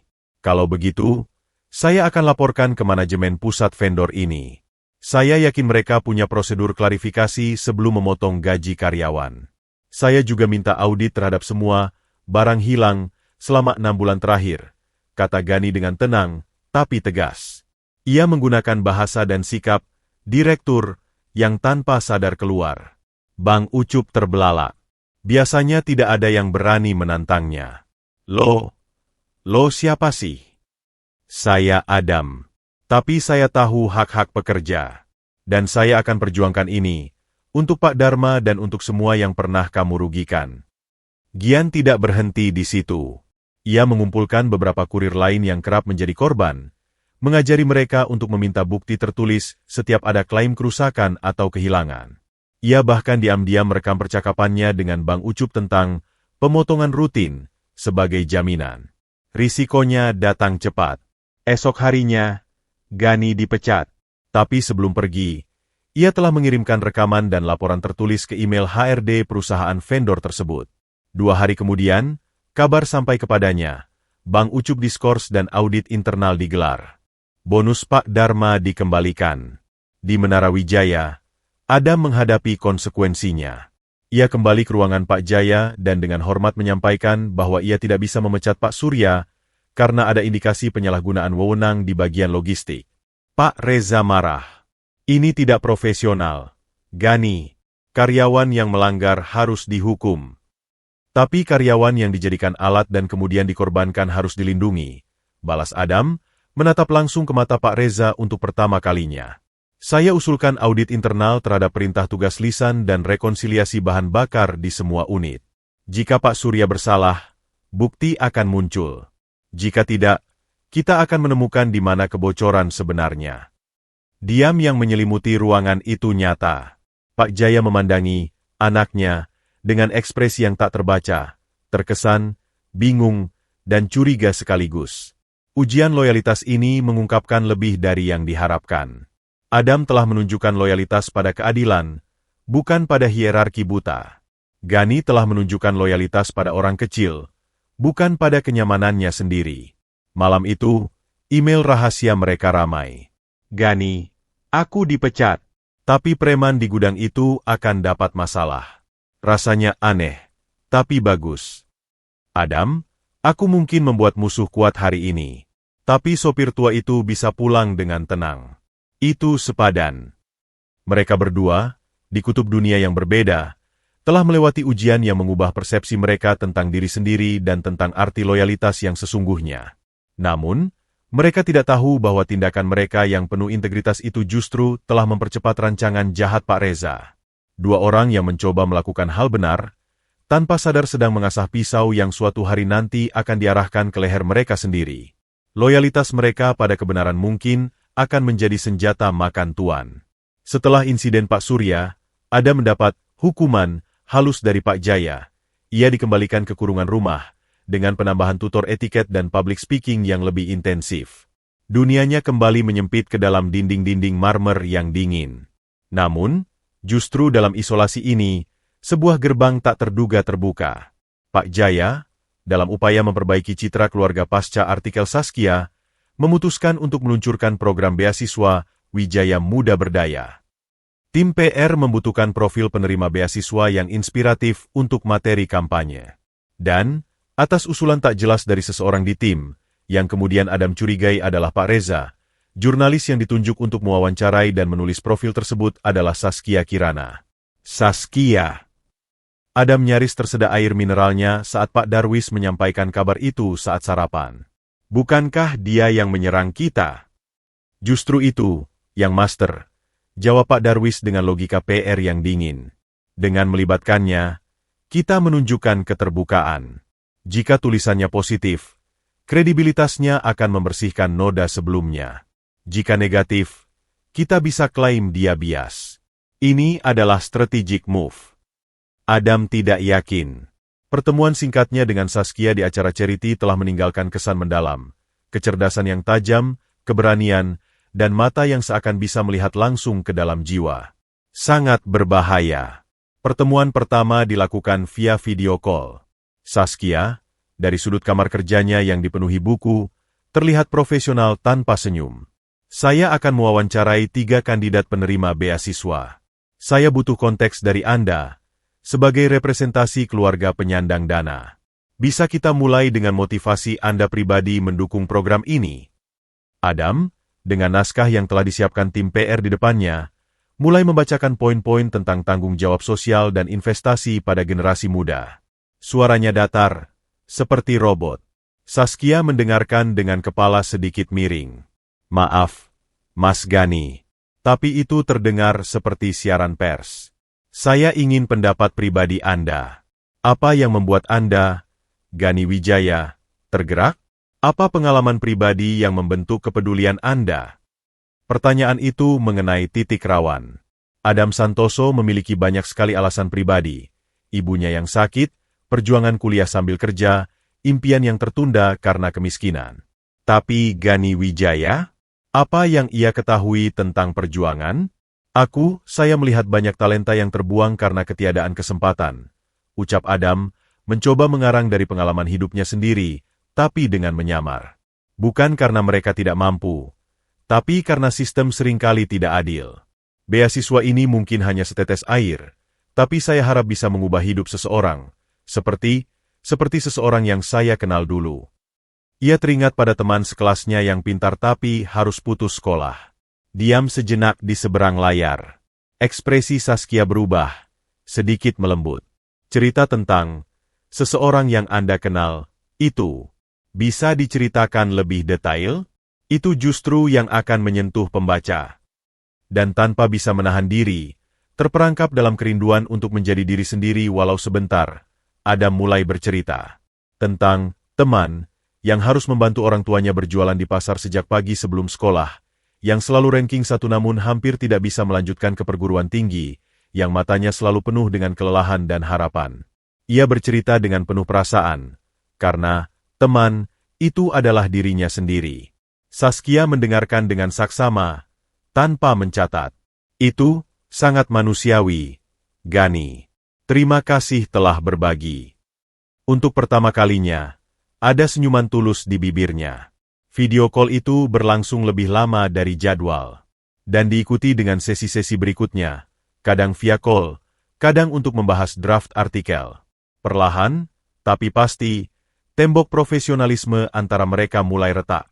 Adam menemukan bahwa di balik image jurnalis galak, Saskia adalah perempuan idealis yang percaya pada kekuatan cerita untuk perubahan. Ia berasal dari keluarga sederhana, bekerja keras mencapai posisinya sekarang, dan sangat membenci ketidakadilan. Di sisi lain, Saskia mulai melihat Gani yang berbeda dari reputasinya. Dia tidak sombong. Dia pendengar yang baik. Dan ada kerentanan di matanya yang tidak ia duga. Sebuah kedalaman yang bertolak belakang dengan gosip tentang pesta pora dan mobil sport. Suatu sore, Saskia mengirim pesan pribadi, bukan melalui email kerja. Ada pameran seni instalasi tentang kesenjangan sosial di Galeri Merah Putih. Menurutku relevan dengan semangat program beasiswamu. Mau lihat? Aku punya 2 tiket. Adam panik. Ini jelas bukan bagian dari pekerjaan. Ini kencan. Dan itu mustahil. Tapi hatinya berdegup kencang. Ia ingin pergi. Ia ingin bertemu Saskia, berbicara tanpa skrip, menjadi dirinya. Atau setidaknya, versi terbaik dari dirinya yang bisa ia tunjukkan. Dengan resti Pak Darwis yang mengerutkan kening, sangat berisiko, tetapi menolak juga aneh. Adam pergi. Di galeri yang sunyi, di antara instalasi yang menggugah tentang kemiskinan dan ketimpangan, mereka berjalan berdua. Adam bisa menjadi diri sendiri. Ia berbicara tentang bagaimana instalasi tong sampah berisi sisa makanan mewah membuatnya mual, karena ia pernah mencari makanan dari tempat seperti itu. Ia berbicara tentang patung anak-anak yang merangkak di atas buku, karena itulah satu-satunya cara naik. Saskia memandangnya, heran dan terpikat. Kamu berbeda sekali dari yang kuduga, Gani. Seperti kamu benar-benar mengerti. Seperti kamu pernah hidup di dalamnya. Adam kaget, hampir tersedak. Aku banyak baca dan banyak observasi. Saskia mengangguk. Tidak sepenuhnya percaya tapi memilih untuk tidak mendesak. Aku suka versi Gani yang ini. Jujur. Malam itu, Adam pulang dengan perasaan campur aduk. Bahagia, bersalah, dan ketakutan yang luar biasa. Ia jatuh cinta. Dan itu adalah bencana. Sementara itu, di sebuah warung kopi sederhana di pinggir jalan, Gani menemukan pelariannya sendiri dari kerasnya kehidupan sebagai Adam. Warung kopi, kopi sederhana, milik keluarga Sari, mahasiswi semester akhir yang membantu orang tuanya sambil menyelesaikan skripsi. Tempat itu kecil, penuh dengan aroma kopi sangrai dan kue pisang goreng buatan rumah. Setelah dipecat dari gudang, Gani sering menghabiskan waktu di sini. Awalnya karena wifi gratis, kemudian karena Sari. Sari berbeda dengan perempuan-perempuan di dunia Gani. Dia tidak memakai make-up tebal, rambutnya diikat sembarangan, dan tangannya kadang ada noda tepung. Tapi senyumnya hangat, tawanya nyaring, dan matanya jernih. Dia tidak tahu siapa Gani sebenarnya. Baginya, dia hanya Adam, pengangguran yang sedang berusaha bangkit, yang ramah dan suka membantunya membereskan piring. Kok bisa sih, lulusan SMA aja nggak bisa nyetir mobil? Tanya Sari suatu sore sambil menggiling kopi. Gani, yang terbiasa dengan mobil-mobil otomatis mewah, gagal total saat mencoba membantu mengantar pesanan dengan mobil tua manual milik keluarga Sari. Aku lebih sering naik motor. Bohongnya. Ya udah, besok aku ajarin. Gratis. Tapi bayarnya bantu ngitungin persediaan gula ya. Aku pusing ngitungnya. Pelajaran menyetir itu berantakan, penuh tertawa dan hampir menabrak tiang listrik. Tapi disitulah Gani merasakan sesuatu yang asing, kebahagiaan sederhana yang tidak dibeli. Mereka mulai sering ngobrol. Sari bercerita tentang impiannya membuka kafe kecil dengan perpustakaan mini. Gani, tanpa sadar, memberikan saran-saran bisnis yang cerdas, analisis pasar, branding, cost control, yang membuat Sari terkesima. Kamu kok pinter banget sih urusan ginian? Kayak pengusaha. Banyak baca. Gani cepat-cepat menutupi, persis seperti Adam. Sari percaya. Dan Gani jatuh cinta pada cara Sari memandangnya. Di matanya, ia adalah Adam yang baik, cerdas, dan penuh perhatian. Bukan Gani Wijaya yang dimanja, dibenci, atau ditakuti. Untuk pertama kalinya dalam hidupnya, ia diterima bukan karena nama keluarganya, bukan karena uangnya, tetapi karena dirinya yang, dalam kepalsuan ini, dirasanya lebih otentik daripada dirinya yang asli. Suatu malam, saat membantu menutup warung, hujan turun deras. Mereka terjebak di dalam, hanya diterangi lampu neon yang berkedip. Suasana menjadi intim. Adam, kamu nggak pernah cerita tentang keluargamu, ujar Sari. Gani diam. Ia tidak bisa bercerita tentang ayahnya yang konglomerat, tentang ibu yang sibuk dengan acara amal, tentang rumah besar yang sunyi. Jadi ia menciptakan cerita tentang ayah yang sudah meninggal, ibu yang sakit-sakitan, dengan mencampurkan sedikit kisah Ibu Siti Adam. Tentang bagaimana ia harus mandiri. Sari memegang tangannya. Kamu kuat. Ibu kamu pasti bangga. Sentuhan itu tulus. Dan Gani, di tengah kebohongan besar yang ia jalani, menemukan secuil kebenaran dalam perasaannya. Ia memang ingin menjadi orang yang kuat, yang mandiri, yang bisa membuat seseorang bangga. Konflik batin mereka berdua, Adam dan Gani, mencapai puncaknya di malam yang sama. Adam, di balkon kamarnya yang luas, memandang bulan dan berpikir tentang Saskia. Ia ingin jujur. Tapi bagaimana? Mengatakan bahwa ia bukan Gani, bahwa ia hanya pemuda miskin yang disewa? Ia akan kehilangan Saskia, dan mungkin juga menyebabkan skandal besar yang akan menghancurkan segalanya, termasuk perawatan ibunya. Gani, di teras belakang warung kopi yang bocor, memandang hujan dan berpikir tentang Sari. Ia ingin jujur. Tapi apakah Sari akan memandangnya sama setelah tahu ia adalah Gani Wijaya, anak konglomerat yang dimanjakan yang sedang berpura-pura menjadi miskin? Apakah cinta itu akan bertahan ketika ia kembali ke kehidupan lamanya? Mereka terjebak dalam jaring perasaan mereka sendiri, jatuh cinta pada orang yang mencintai versi palsu dari diri mereka. Saskia jatuh cinta pada Gani, yang rendah hati dan peka, yang sebenarnya adalah Adam. Sari jatuh cinta pada Adam, yang cerdas dan baik hati, yang sebenarnya adalah Gani. Ironi itu pahit dan menusuk. Dalam upaya mereka bertukar nasib, mereka justru menemukan cinta yang sejati, namun berdiri di atas fondasi kebohongan yang suatu saat pasti akan runtuh. Dan ketika itu terjadi, tidak hanya penyamaran yang akan hancur, tapi juga hati dua perempuan yang tidak bersalah, dan hati mereka sendiri yang telah tertipu oleh keaslian palsu yang mereka ciptakan. Cinta telah datang di posisi yang salah, pada waktu yang salah, dan kepada orang yang salah. Tapi bisakah perasaan sekuat itu dihentikan hanya karena logika? Mereka berdua terjebak, menikmati kehangatan sambil membawa beban rahasia yang semakin berat, seperti menari di atas lapisan es yang tipis, dengan air dingin kegagalan dan sakit hati menunggu di bawah. Ketegangan yang menggantung di rumah Wijaya mulai terasa seperti udara sebelum badai. Pak Jaya, yang semakin sering mengamati Gani, semakin bingung dengan perubahan putranya yang drastis. Di satu sisi, ia melihat kedewasaan dan empati yang tidak terduga. Di sisi lain, ada kesenjangan pengetahuan dan insting bisnis yang mengganggu, hal-hal yang seharusnya sudah mendarah daging pada Gani asli. Sementara itu, di dunia Adam yang sesungguhnya, Ibu Siti mulai membaik dengan perawatan dokter pribadi yang ditugaskan keluarga Wijaya. Namun, suatu sore, seorang perawat baru yang penuh rasa ingin tahu secara tidak sengaja mendengar Ibu Siti berdoa dengan hikmat. Ya Tuhan, lindungi anakku Adam di tempat jauh. Bimbing dia dalam menjalani peran sebagai orang kaya itu, agar tidak tersesat.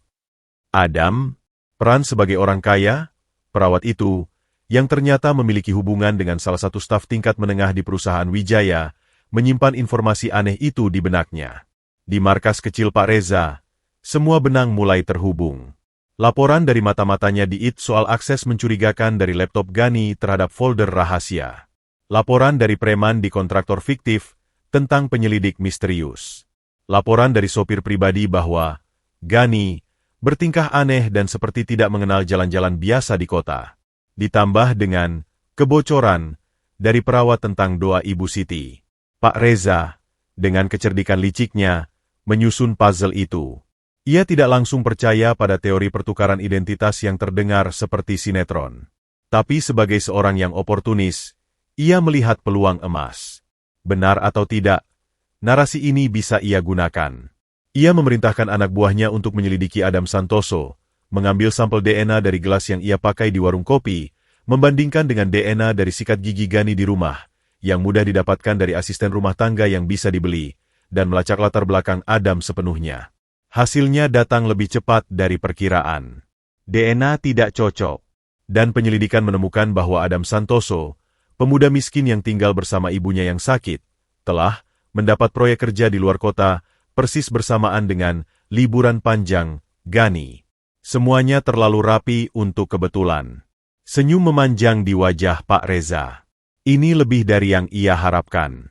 Sekarang, ia tidak hanya punya bukti korupsi yang dipalsukan untuk menjebak Gani, tetapi juga skandal keluarga yang jauh lebih besar. Adam, yang semakin dekat dengan Saskia, merasa kelegaan palsu. Mereka sekarang sering bertemu, secara tidak sengaja, di kafe, di taman, setelah acara wawancara. Percakapan mereka berkembang dari topik bisnis dan sosial menjadi obrolan ringan tentang film, musik, dan impian. Saskia semakin tertarik, dan Adam semakin sulit menjaga jarak. Suatu Jumat sore, Saskia mengajaknya ke pemutaran film indie di sebuah bioskop kecil. Dalam kegelapan, tangan mereka tanpa sengaja bersentuhan. Adam menariknya, tetapi jantungnya berdetak kencang. Saat film berakhir, Saskia menatapnya. Gani, aku suka sekali menghabiskan waktu dengan kamu. Kamu berbeda. Aku merasa bisa menjadi diriku sendiri. Saskia, aku juga, gumam Adam, berjuang melawan rasa bersalah yang menyiksa. Tapi ada sesuatu yang menggangguku, lanjut Saskia, matanya menatap tajam. Kadang-kadang, kamu seperti bukan dirimu sendiri. Seperti ada sesuatu yang kamu sembunyikan. Apa ada hal yang ingin kamu ceritakan? Waktu seolah berhenti. Ini adalah kesempatannya untuk jujur, setidaknya sebagian. Tapi ketakutan akan konsekuensinya, kehilangan Saskia, membatalkan perjanjian, membahayakan ibunya, terlalu besar. Hanya tekanan keluarga. Beban menjadi Gani Wijaya itu berat. Jawabnya, yang secara teknis bukan bohong. Saskia mengangguk, seolah mengerti. Tapi keraguan tidak sepenuhnya hilang dari matanya. Keesokan harinya, badai benar-benar pecah. Saskia tiba-tiba menelepon Adam. Suaranya bergetar dan penuh amarah. Gani, atau siapapun kamu menipuku. Adam membeku. Apa maksudmu? Ada paket anonim yang dikirim ke redaksiku. Berisi foto-foto, dokumen, hasil tes DNA. Mereka mengklaim kamu bukan Gani Wijaya. Bahwa kamu adalah seorang pemuda miskin bernama Adam Santoso yang dibayar untuk berpura-pura menjadi Gani. Apa ini benar? Suara Saskia nyaris menjerit, campuran rasa sakit dan kemarahan. Dunia Adam runtuh. Ia tidak bisa berkata-kata. Dering telepon lain masuk. Dari Pak Darwis, mendesak dan panik. Yang Master, Adam, kamu harus segera kembali ke rumah. Ada keadaan darurat. Semuanya terbongkar. Di sisi lain, Gani juga menerima pukulan telak. Ia sedang membantu Sari menata rak buku baru di warung kopi ketika televisi kecil di sudut ruangan menyiarkan breaking news. Skandal menerjang keluarga Wijaya. Putra tunggal ditukar? Investigasi eksklusif Warta Bisnis. Teriak presenter berita. Wajah, Gani, Adam, dan foto Adam Santoso yang sederhana bersebelahan di layar. Narasinya mengguncang. Tuduhan pertukaran identitas, manipulasi, penipuan publik.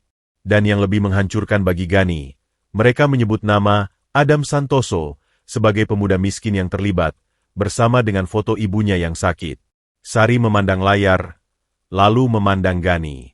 Wajahnya perlahan memucat saat puzzle-puzzle kecil, ketidakmampuannya menyetir mobil, pengetahuan bisnisnya yang mendalam, ketidaktahuannya tentang hal-hal remeh dunia kelas pekerja, tiba-tiba menjadi sangat jelas. Adam, atau siapapun kamu. Itu kamu di TV? Bisik Sari, air mata mulai menggenang. Sari, aku bisa jelaskan. Jelaskan? Teriak Sari untuk pertama kalinya. Suaranya pecah. Selama ini kamu membohongiku? Siapa kamu sebenarnya? Di saat yang sama, telepon Gani berdering. Itu dari Adam. Suaranya hampir tak terdengar karena panik. Gani, mereka tahu. Semuanya. Saskia juga tahu apa yang harus kita lakukan. Gani melihat Sari yang sedang menatapnya dengan tatapan terluka dan kecewa yang lebih menyakitkan daripada apapun yang pernah ia alami. Ia merasakan hidupnya yang dualitas itu benar-benar hancur berantakan di depan matanya. Aku tidak tahu, jawab Gani, suaranya hampa, terhenti di tengah dua dunia yang kini sama-sama menolaknya. Aku tidak tahu lagi siapa diriku. Kekacauan melanda seluruh lantai 27 kantor pusat Wijaya Group. Telepon berdering tak henti, staf PR berlarian dengan wajah pucat, dan layar monitor di mana-mana menampilkan headline yang semakin menjadi-jadi. Pak Jaya Wijaya berdiri di depan jendela panoramanya, punggung tegang, tangan terkepal di belakangnya. Di depannya, Pak Darwis berdiri membungkuk, sementara Adam, atau siapapun dia sekarang, duduk terdiam di kursi kulit, wajahnya bagai patung lilin. Jadi, suara Pak Jaya pecah dalam ketegangan yang mematikan. Selama sebulan ini, yang duduk di meja makan saya, yang mewakili nama keluarga di acara charity, yang saya ajari tentang bisnis, adalah seorang penipu. Adam tidak bisa menjawab. Lidahnya terasa seperti batu. Daniel! Pak Jaya berteriak, memanggil pria yang menjadi arsitek pertukaran itu. Pak Daniel masuk dengan langkah cepat. Wajahnya juga penuh kecemasan. Apa maksud dari semua ini? Kau menjamin kerahasiaan mutlak. Pak Jaya, kami disabotas. Ada kebocoran dari dalam. Bukti-bukti itu terlalu detail untuk hanya berasal dari spekulasi media, jawab Pak Daniel, berkeringat dingin. Dan di mana Gani? Gani saya yang asli? Tanya Pak Jaya. Suaranya untuk pertama kalinya terdengar rapuh, seperti seorang ayah, bukan konglomerat. Di saat yang sama, di ruang kerja Pak Reza beberapa lantai di bawah, sang manajer licik itu dengan tenang menyaksikan kehancuran yang ia rancang. Di layar komputernya terbuka beberapa jendela, live broadcast berita, grafik saham Wijaya Group yang menukik tajam, warna merah darah, dan email yang baru saja ia kirim ke seluruh dewan direksi serta media besar. Email itu berisi laporan internal yang ia palsukan, lengkap dengan bukti-bukti digital yang meyakinkan bahwa Gani, yang ternyata Adam, telah menyalahgunakan aksesnya untuk mentransfer dana proyek alam hijau ke rekening Shell Company. Ada dokumen transfer, surat perintah palsu dengan tanda tangan Gani yang ditiru, dan bahkan log chat yang direkayasa menunjukkan Adam sebagai Gani bernegosiasi dengan kontraktor fiktif. Strategi Pak Reza brilian dan kejam. Ia tidak hanya membongkar pertukaran identitas, tetapi juga membungkusnya dalam skandal finansial yang lebih besar. Dengan demikian, kemarahan publik dan internal akan berfokus pada Gani, Adam, dan pada keluarga Wijaya yang dianggap memainkan permainan berbahaya. Keterlibatan Pak Reza sendiri akan tenggelam dalam hiruk-pikuk skandal ganda ini. Perangkap sudah mengunci, bisiknya pada kolega gelapnya via telepon. Sekarang, biarkan mereka sibuk menyelamatkan diri. Kita bisa membersihkan sisa-sisa jejak kita dengan tenang. Di dunia yang lain, Gani berlari. Ia meninggalkan warung kopi Sari, meninggalkan tatapan hancur di mata perempuan itu, dan menyusuri jalanan dengan panik. Teleponnya terus berdering. Dari Adam, dari Pak Darwis, dari nomor tidak dikenal. Ia mengabaikan semuanya. Satu-satunya hal yang ia pikirkan, ia harus menghadapi ayahnya. Ia harus mengaku. Ia harus mencoba memperbaiki ini, meski terlambat. Dengan sisa uangnya, ia naik taksi online menuju kantor Wijaya Group. Sopir taksi menatapnya aneh di kaca spion. Wajahnya kotor, pakaiannya sederhana, tetapi tujuannya adalah menara paling mahal di kota. Sementara itu, Ada menghadapi amukannya sendiri. Saskia telah menerbitkan artikel lengkap dengan semua bukti yang dikirim anonim. Artikel itu tidak hanya membongkar pertukaran, tetapi juga mempertanyakan setiap tindakan Gani selama sebulan terakhir, termasuk keputusannya membela Pak Surya, yang sekarang digambarkan sebagai upaya menutupi ketidakbecusannya sendiri. Adam dikepung oleh pengkhianatan ganda, dari Pak Reza yang membocorkan rahasia, dan dari Saskia yang merasa dikhianati secara pribadi dan menggunakan profesinya sebagai senjata balas dendam. Kamu menggunakan saya, kata suara Saskia di telepon, penuh kepahitan, sebelum menutup panggilan untuk selamanya. Semua kedekatan kita, semua cerita, tulus MU, itu semua kebohongan untuk melindungi topengmu. Adam ingin menjerit bahwa perasaannya tulus, bahwa cerita tentang teman miskin itu adalah kisahnya sendiri, bahwa manusia di balik topeng itulah yang jatuh cinta. Tapi tidak ada gunanya. Kebenaran telah terlambat. Pak Jaya memutar kursinya, menghadap Adam. 100 juta sudah ditransfer ke rekeningmu. Perawat untuk ibumu akan kami tarik. Kontrak selesai. Tapi masalahnya tidak selesai, Nak. Ia menyapanya, Nak, dan itu justru lebih menyakitkan. Kamu dan Gani telah membuka kotak Pandora. Sekarang, perusahaan saya, nama keluarga saya, dihujat dari segala penjuru. Harga saham anjlok. Investor panik. Dan ada tuduhan penyelewengan dana yang melibatkan Gani, yang berarti kamu. Saya tidak mencuri uang itu, bantah Adam, berdiri. Itu pasti jebakan.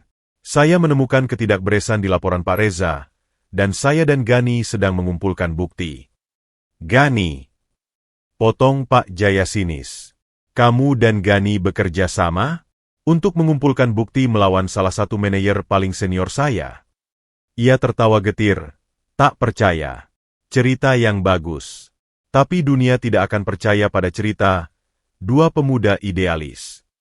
Mereka hanya akan melihat dua anak muda yang tidak bertanggung jawab yang menyebabkan kekacauan besar. Pintu ruangan terbuka keras. Gani yang asli, masih dengan pakaian tua dan wajah penuh peluh, berdiri di sana. Nafasnya tersengal-sengal. Semua orang di ruangan itu membeku. Ayah, suara Gani serak. Pak Jaya memandangnya, dari atas ke bawah, melihat pakaian lusuh, rambut acak-acakan, dan wajah anaknya yang penuh penyesalan dan keteguhan yang belum pernah ia lihat sebelumnya. Ada keheningan yang memecah. Gani, bisik Pak Jaya. Ayah, semua ini salah saya.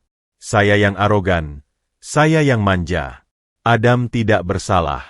Dia hanya menerima tawaran karena butuh uang untuk ibunya. Dan tuduhan penyelewengan dana itu pasti pekerjaan Pak Reza. Saya mendengar sendiri percakapan karyawan tentang korupsinya. Adam menemukan dokumen yang tidak sesuai. Kami sedang menyelidikinya. Kalian berdua menyelidiki Pak Reza? Tanya Pak Jaya, perlahan mulai memproses informasi ini. Ya, dan dia pasti tahu. Lalu dia mendahului kita dengan skandal ini untuk mengalihkan perhatian dan menjebak kita. Jelas Gani, langkahnya mantap mendekati ayahnya. Ayah, saya tahu saya telah mengecewakan ayah. Tapi tolong, percayalah pada kami kali ini. Jangan biarkan pengkhianat sejati itu lolos sementara kami, dan perusahaan ayah, yang jadi korban. Adam melihat perubahan di wajah Pak Jaya. Keraguan, kemarahan, tetapi juga kilatan harapan bahwa mungkin, anaknya yang baru ini berkata benar.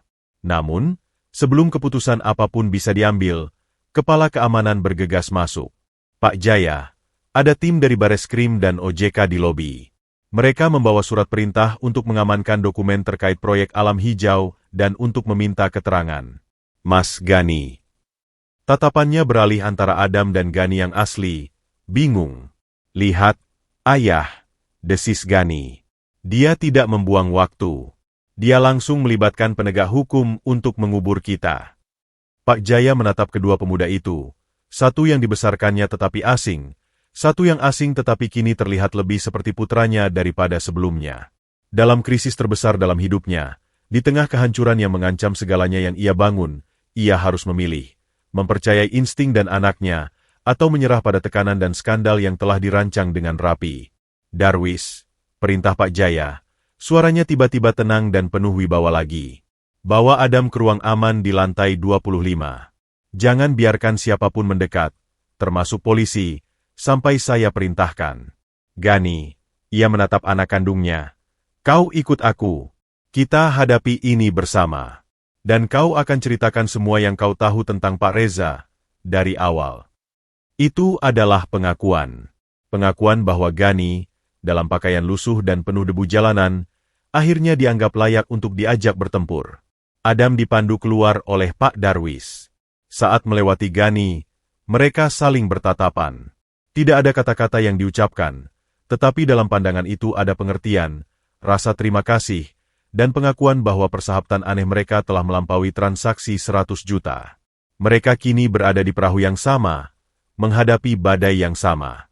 Pengorbanan Adam, hidupnya yang tenang, kebenaran identitasnya, telah berubah menjadi kekacauan. Pengorbanan Ghani, keangkuhan dan egonya, telah membawanya ke titik terendah sekaligus terkuat dalam hidupnya. Kini, mereka harus berkorban lebih lagi, untuk membersihkan nama mereka, menyelamatkan perusahaan, dan mengungkap pengkhianat sejati yang bersembunyi di balik layar, sambil berharap pengorbanan itu tidak akan menghancurkan mereka sepenuhnya. Perangkap telah mengunci, tetapi pertempuran justru baru dimulai. Ruang aman di lantai 25 lebih mirip bunker daripada ruang kantor. Tidak ada jendela, dindingnya berlapis baja, dan hanya ada satu pintu dengan kunci biometrik. Di dalamnya, Adam duduk di atas sofa kulit, dikelilingi kesunyian yang mencekik. Pak Darwis berdiri di dekat pintu, ekspresinya seperti biasa, tak terbaca. "Apa yang akan terjadi pada saya?" tanya Adam, suaranya menggema di ruangan kosong. "Itu sangat tergantung pada apa yang terjadi di ruangan Pak Jaya sekarang," jawab Pak Darwis. "Dan pada langkah-langkah yang diambil oleh pihak luar." Pihak luar yang dimaksud ternyata bergerak lebih cepat dari yang diduga. Di lantai 27, Pak Jaya, dengan Ghani di sisinya, sedang berhadapan dengan 3 petugas dari Bareskrim dan 2 dari Otoritas Jasa Keuangan. Wajah mereka formal dan penuh kecurigaan.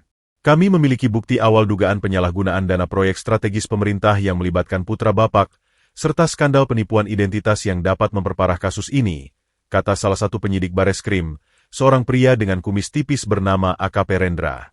"Kami meminta akses penuh ke semua dokumen proyek Alam Hijua dan keterangan resmi dari..." Matanya beralih ke Ghani, dari yang mengaku sebagai Ghani Wijaya. "Yang manakah Ghani Wijaya?" tanya petugas OJK. "Saya," kata Ghani, maju selangkah. Ia masih mengenakan kaos oblong dan celana jeans usang, tetapi bahunya tegak dan suaranya jelas. "Dan saya siap memberikan keterangan. Tapi sebelum itu, saya meminta waktu 24 jam untuk memberikan bukti bahwa kami, saya dan Adam Santoso, justru sedang mengumpulkan bukti korupsi dan penggelapan yang dilakukan oleh manajer utama kami, Pak Reza, yang telah mendahului kami dengan melaporkan kasus palsu ini." AKP Rendra tertawa pendek. "Waktu 24 jam? Ini bukan film, Mas. Kami memiliki prosedur.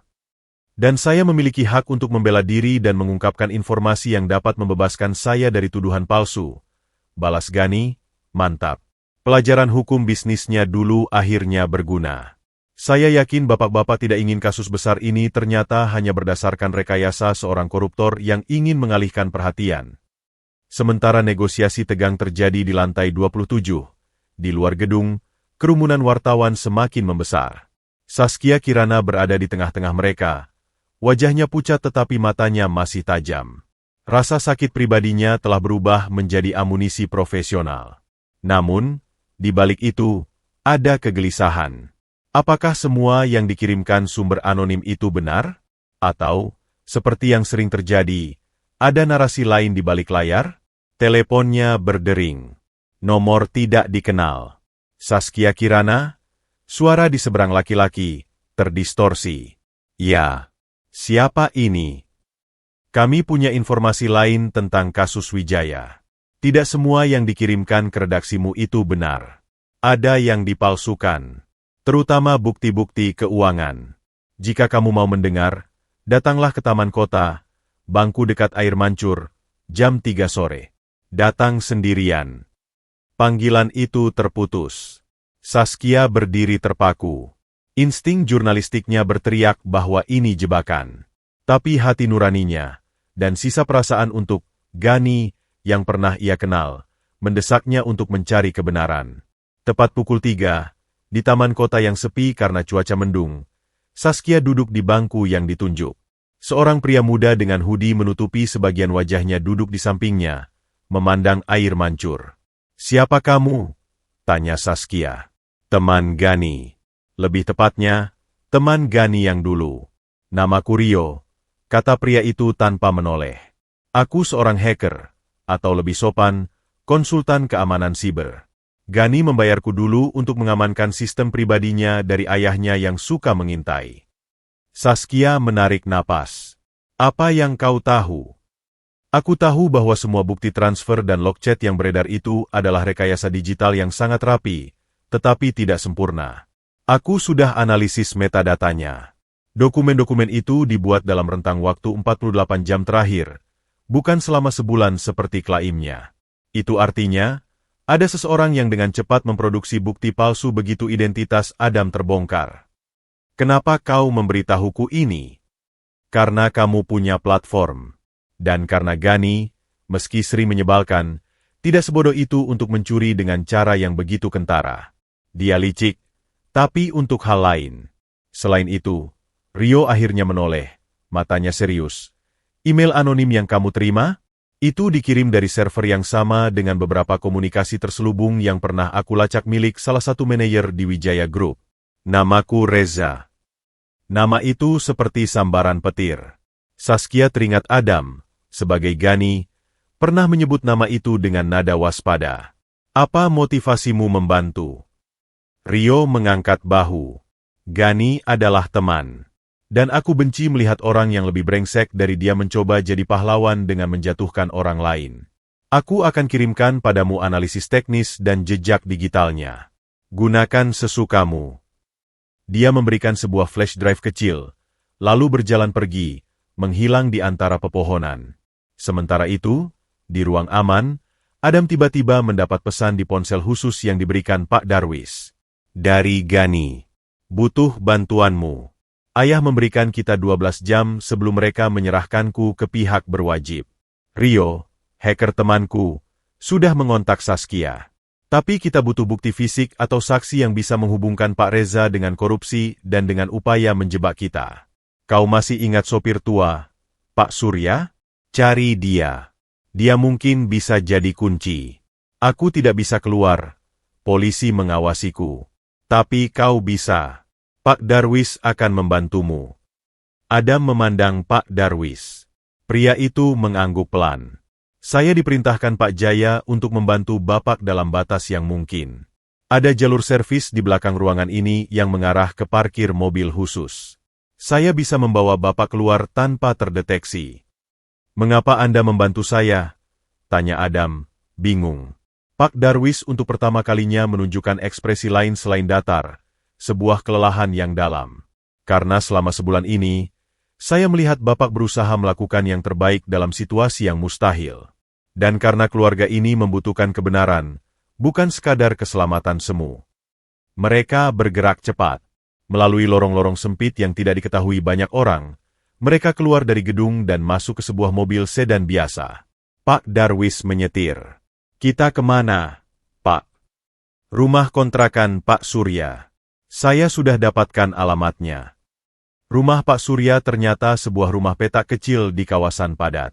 Ketika mereka tiba, suasana tegang. Seorang wanita, istri Pak Surya, terlihat cemas di depan pintu. Kami mencari Pak Surya, kata Adam. Dia dibawa oleh beberapa orang sejam yang lalu. Mereka bilang dari perusahaan, mau klarifikasi soal kasus bensin. Tapi caranya kasar. Saya takut.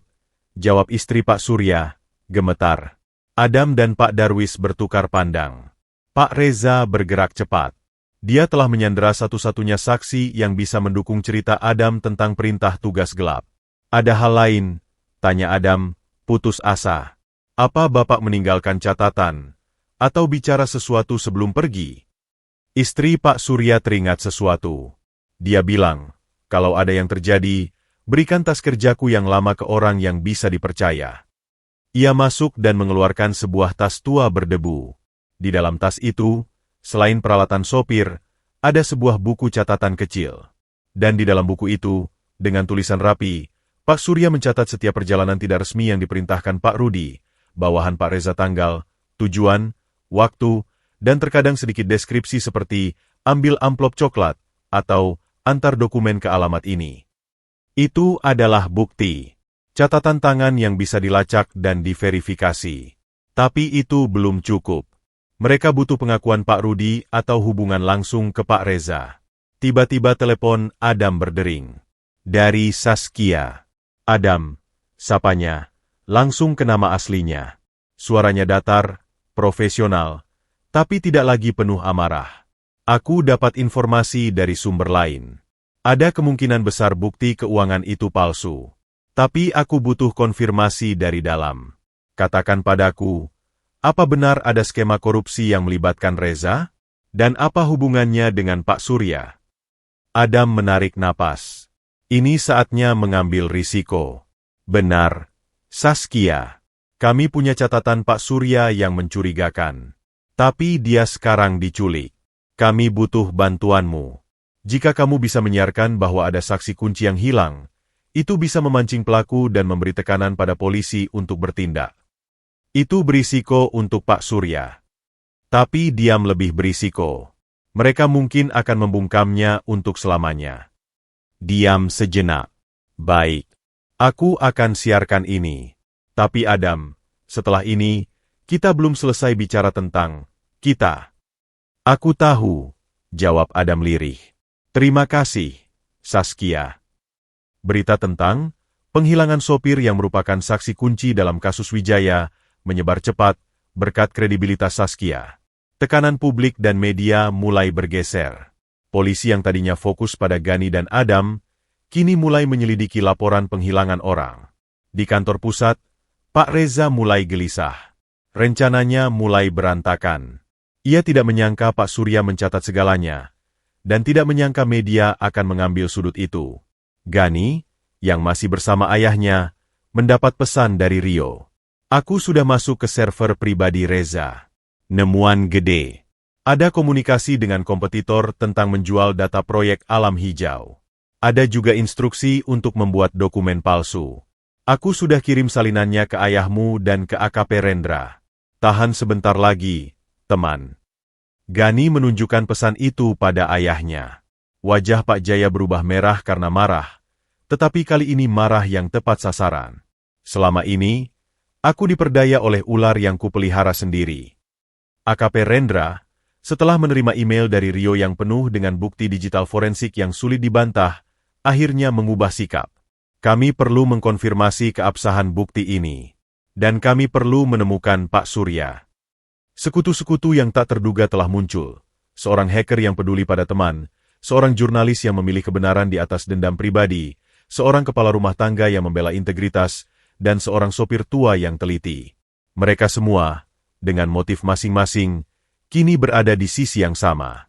Adam, memegang buku catatan Pak Surya, merasakan harapan untuk pertama kalinya sejak skandal pecah. Mungkin, dari dalam kekacauan dan pengkhianatan ini, kebenaran masih bisa menang. Asalkan mereka bisa menemukan Pak Surya hidup-hidup, dan asalkan semua sekutu yang tak terduga ini bisa bertahan hingga akhir. Suasana di ruang kerja Pak Jaya Wijaya bagai medan perang yang baru saja usai, penuh dengan debu, kelelahan, dan gencatan senjata yang rapuh. 2 hari telah berlalu sejak badai skandal melanda. Sekarang, di ruangan yang sama di mana semuanya berawal dan hampir berakhir, semua pemain utama berkumpul untuk babak penutup. Di sana ada Pak Jaya, duduk di kursi kerjanya. Wajahnya tampak 10 tahun lebih tua, tetapi matanya tajam dan waspada. Di samping kanannya, Gani, yang asli, berdiri tegak, mengenakan setelan sederhana namun rapi yang dibelikan ayahnya pagi itu. Di sisi kiri, Adam berdiri dengan pakaiannya sendiri yang sudah ia kenakan saat pertama kali datang, merasa seperti seorang penyintas yang kembali dari dunia asing. Juga hadir AKP Rendra dan seorang jaksa dari Kejaksaan Tinggi. Di sudut ruangan, Pak Darwis berdiri dengan tenang, sementara Rio, si hacker, duduk di depan laptop yang terhubung ke proyektor, siap mempresentasikan bukti-bukti digital. Dan yang paling mengejutkan, Saskia Kirana hadir dengan izin khusus, bukan sebagai jurnalis yang meliput, tetapi sebagai saksi dan pihak yang membantu mengungkap kebenaran. Di layar video conference, terpampang wajah Sari yang masih terlihat sedih namun penuh dukungan dari warung kopinya. Pintu terbuka. 2 orang polisi membawa masuk Pak Reza, yang tangannya sudah diborgol. Wajahnya yang biasanya licik dan percaya diri kini pucat, penuh dengan keringat dingin. Di belakangnya, masuk pula Pak Rudi, si bawahan yang menangis ketakutan, dan sopir tua, Pak Surya, yang terlihat lelah tetapi bersemangat, dengan perban kecil di pelipisnya, ditemukan sehari sebelumnya dalam keadaan terikat di sebuah gudang kosong milik kontraktor fiktif. Mari kita mulai, kata Pak Jaya, suaranya mengisi ruangan yang hening. Ini bukan pengadilan resmi, Tapi klarifikasi final sebelum kasus ini diserahkan sepenuhnya kepada hukum. Kita akan mendengarkan semua pihak. AKP Rendra memulai.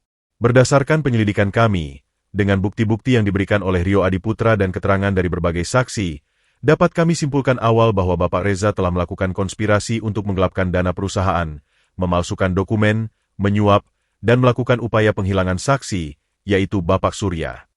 Pak Reza mencoba membela diri, suaranya gemetar. Itu semua rekayasa. Mereka yang muda-muda itu yang berkhianat. Mereka yang menukar identitas, menipu publik. Diam, bentak Pak Jaya untuk pertama kalinya, dengan wibawa yang membuat semua orang terdiam. Kau sudah cukup berbohong di depan saya selama bertahun-tahun. Rio mempresentasikan bukti di layar, jejak digital dari email palsu yang berasal dari komputer Pak Reza, rekaman percakapan terselubung dengan kompetitor yang diperoleh dari penyadapan yang sah, serta rekaman suara dari salah satu preman yang mengaku diperintahkan Pak Reza untuk menjebak Adam Santoso. Kemudian, giliran Pak Surya. Dengan suara bergetar namun jelas, ia menceritakan semua perintah tugas gelap dari Pak Rudi, dan bagaimana setelah ia dibela Adam, ia diancam dan kemudian diculik. Buku catatannya yang penuh dengan tulisan tangan menjadi bukti fisik yang tak terbantahkan. Pak Rudi, dengan air mata, mengaku bahwa semua itu diperintahkan Pak Reza untuk menutupi markup besar dalam proyek-proyek perusahaan. Saya hanya diperintah, Pak. Saya takut dipecat. Lalu, giliran Gani dan Adam. Gani maju selangkah. Ayah, yang terhormat. Saya memulai semua ini karena saya adalah orang yang manja dan arogan. Saya pantas dihukum. Tapi kesempatan untuk hidup sebagai Adam membuka mata saya. Saya belajar bahwa uang bukan segalanya, bahwa kerja keras itu mulia, dan bahwa kejujuran adalah fondasi yang tak bisa ditawar. Ia menoleh ke Adam. Dan saya belajar dari teman saya ini, bahwa orang bisa memiliki integritas yang kuat meski dalam kesulitan besar. Semua mata tertuju pada Adam. Ia menarik napas dalam. Ia merasa kecil di tengah ruangan mewah ini, tetapi kali ini, ia tidak memainkan peran. Ia adalah dirinya sendiri. Saya Adam Santoso. Saya menerima tawaran 100 juta itu semata-mata untuk ibu saya. Saya tidak menyangka akan terlibat dalam semua ini. Tapi selama sebulan menjadi Gani, saya belajar bahwa beban yang ditanggung keluarga ini juga berat. Tekanan, harapan, kesepian di tengah kemewahan. Saya juga melihat langsung korupsi yang merugikan banyak orang kecil. Saya hanya berusaha melakukan apa yang saya rasa benar, meski dengan identitas yang salah. Ia menatap Saskia. Dan kepada Saskia, saya minta maaf. Atas penipuan identitas, atas rasa sakit yang saya sebabkan. Tapi perasaan yang saya ungkapkan, cerita-cerita yang saya bagikan, itu semuanya benar. Itu adalah cerita hidup saya. Saskia menatapnya, matanya berkaca-kaca. Ia mengangguk pelan, penerimaan yang belum tuntas, tetapi langkah awal untuk memaafkan. Di layar video, Sari berbicara. Saya juga tertipu. Tapi setelah memikirkan ulang, apa yang Adam atau Gani lakukan untuk membantu saya dan ayah saya di warung, itu nyata. Perasaannya mungkin campur aduk, tapi kebaikannya tidak palsu. Saya masih terluka, tapi saya berharap semua ini bisa dibenarkan. AKP Rendra kemudian menyampaikan bahwa dengan bukti-bukti yang ada, tuduhan terhadap Gani dan Adam akan dicabut. Fokus kini sepenuhnya pada Pak Reza dan jaringan korupsinya. Kasus pertukaran identitas, meski tidak etis dan berpotensi melanggar beberapa aturan administratif, akan diselesaikan secara internal keluarga dengan pertimbangan niat dan hasil akhirnya yang justru mengungkap kejahatan yang lebih besar. Pak Jaya berdiri. Ia berjalan menghampiri Pak Reza, yang menunduk takut. Kau bukan hanya mencuri uang perusahaan, Reza. Kau menghancurkan kepercayaan. Kau mencoba menghancurkan keluarga saya dan membunuh karakter anak saya, keduanya. Ia menoleh ke polisi. Bawa dia. Saya tidak ingin melihatnya lagi. Setelah Pak Reza dibawa pergi dalam diam, Pak Jaya menghadap semua orang yang tersisa. Kepada pihak berwajib dan media, ia melihat Saskia. Kami mengucapkan terima kasih. Keluarga Wijaya akan bekerja sama penuh. Kami akan melakukan audit menyeluruh dan transparan ke semua anak perusahaan. Dana yang dicuri akan kami kejar, dan kami akan perbaiki tata kelola perusahaan. Kemudian ia menatap Adam. Adam Santoso, kontrak kita selesai. Uang 100 juta itu hakmu. Tapi kamu telah memberikan lebih dari yang dibayar. Kamu membuka mata anak saya, dan tanpa sengaja menyelamatkan perusahaan saya dari penggerogot dalam. Jika kamu mengizinkan, saya ingin menawarkan lebih dari sekadar uang. Beasiswa untuk kuliah yang kamu tunda, dan pelatihan kerja di perusahaan kami, jika kamu mau. Atau modal untuk usahamu sendiri. Itu bukan bayaran, tapi investasi kami pada seseorang yang terbukti jujur dan berintegritas. Adam terkejut. Ia melihat Gani, yang tersenyum mengangguk. Terima kasih, Pak. Saya perlu berpikir. Tapi saya sangat menghargai itu. Terakhir, Pak Jaya meletakkan tangannya di pundak Gani. Dan kau, nak, kau pulang dengan pelajaran yang mahal harganya. Tapi kau pulang sebagai seseorang yang baru. Mulai besok, kau akan magang dari bawah. Tidak ada kursi direktur. Kau harus membuktikan diri. Apa kau siap? Gani menjawab dengan mantap.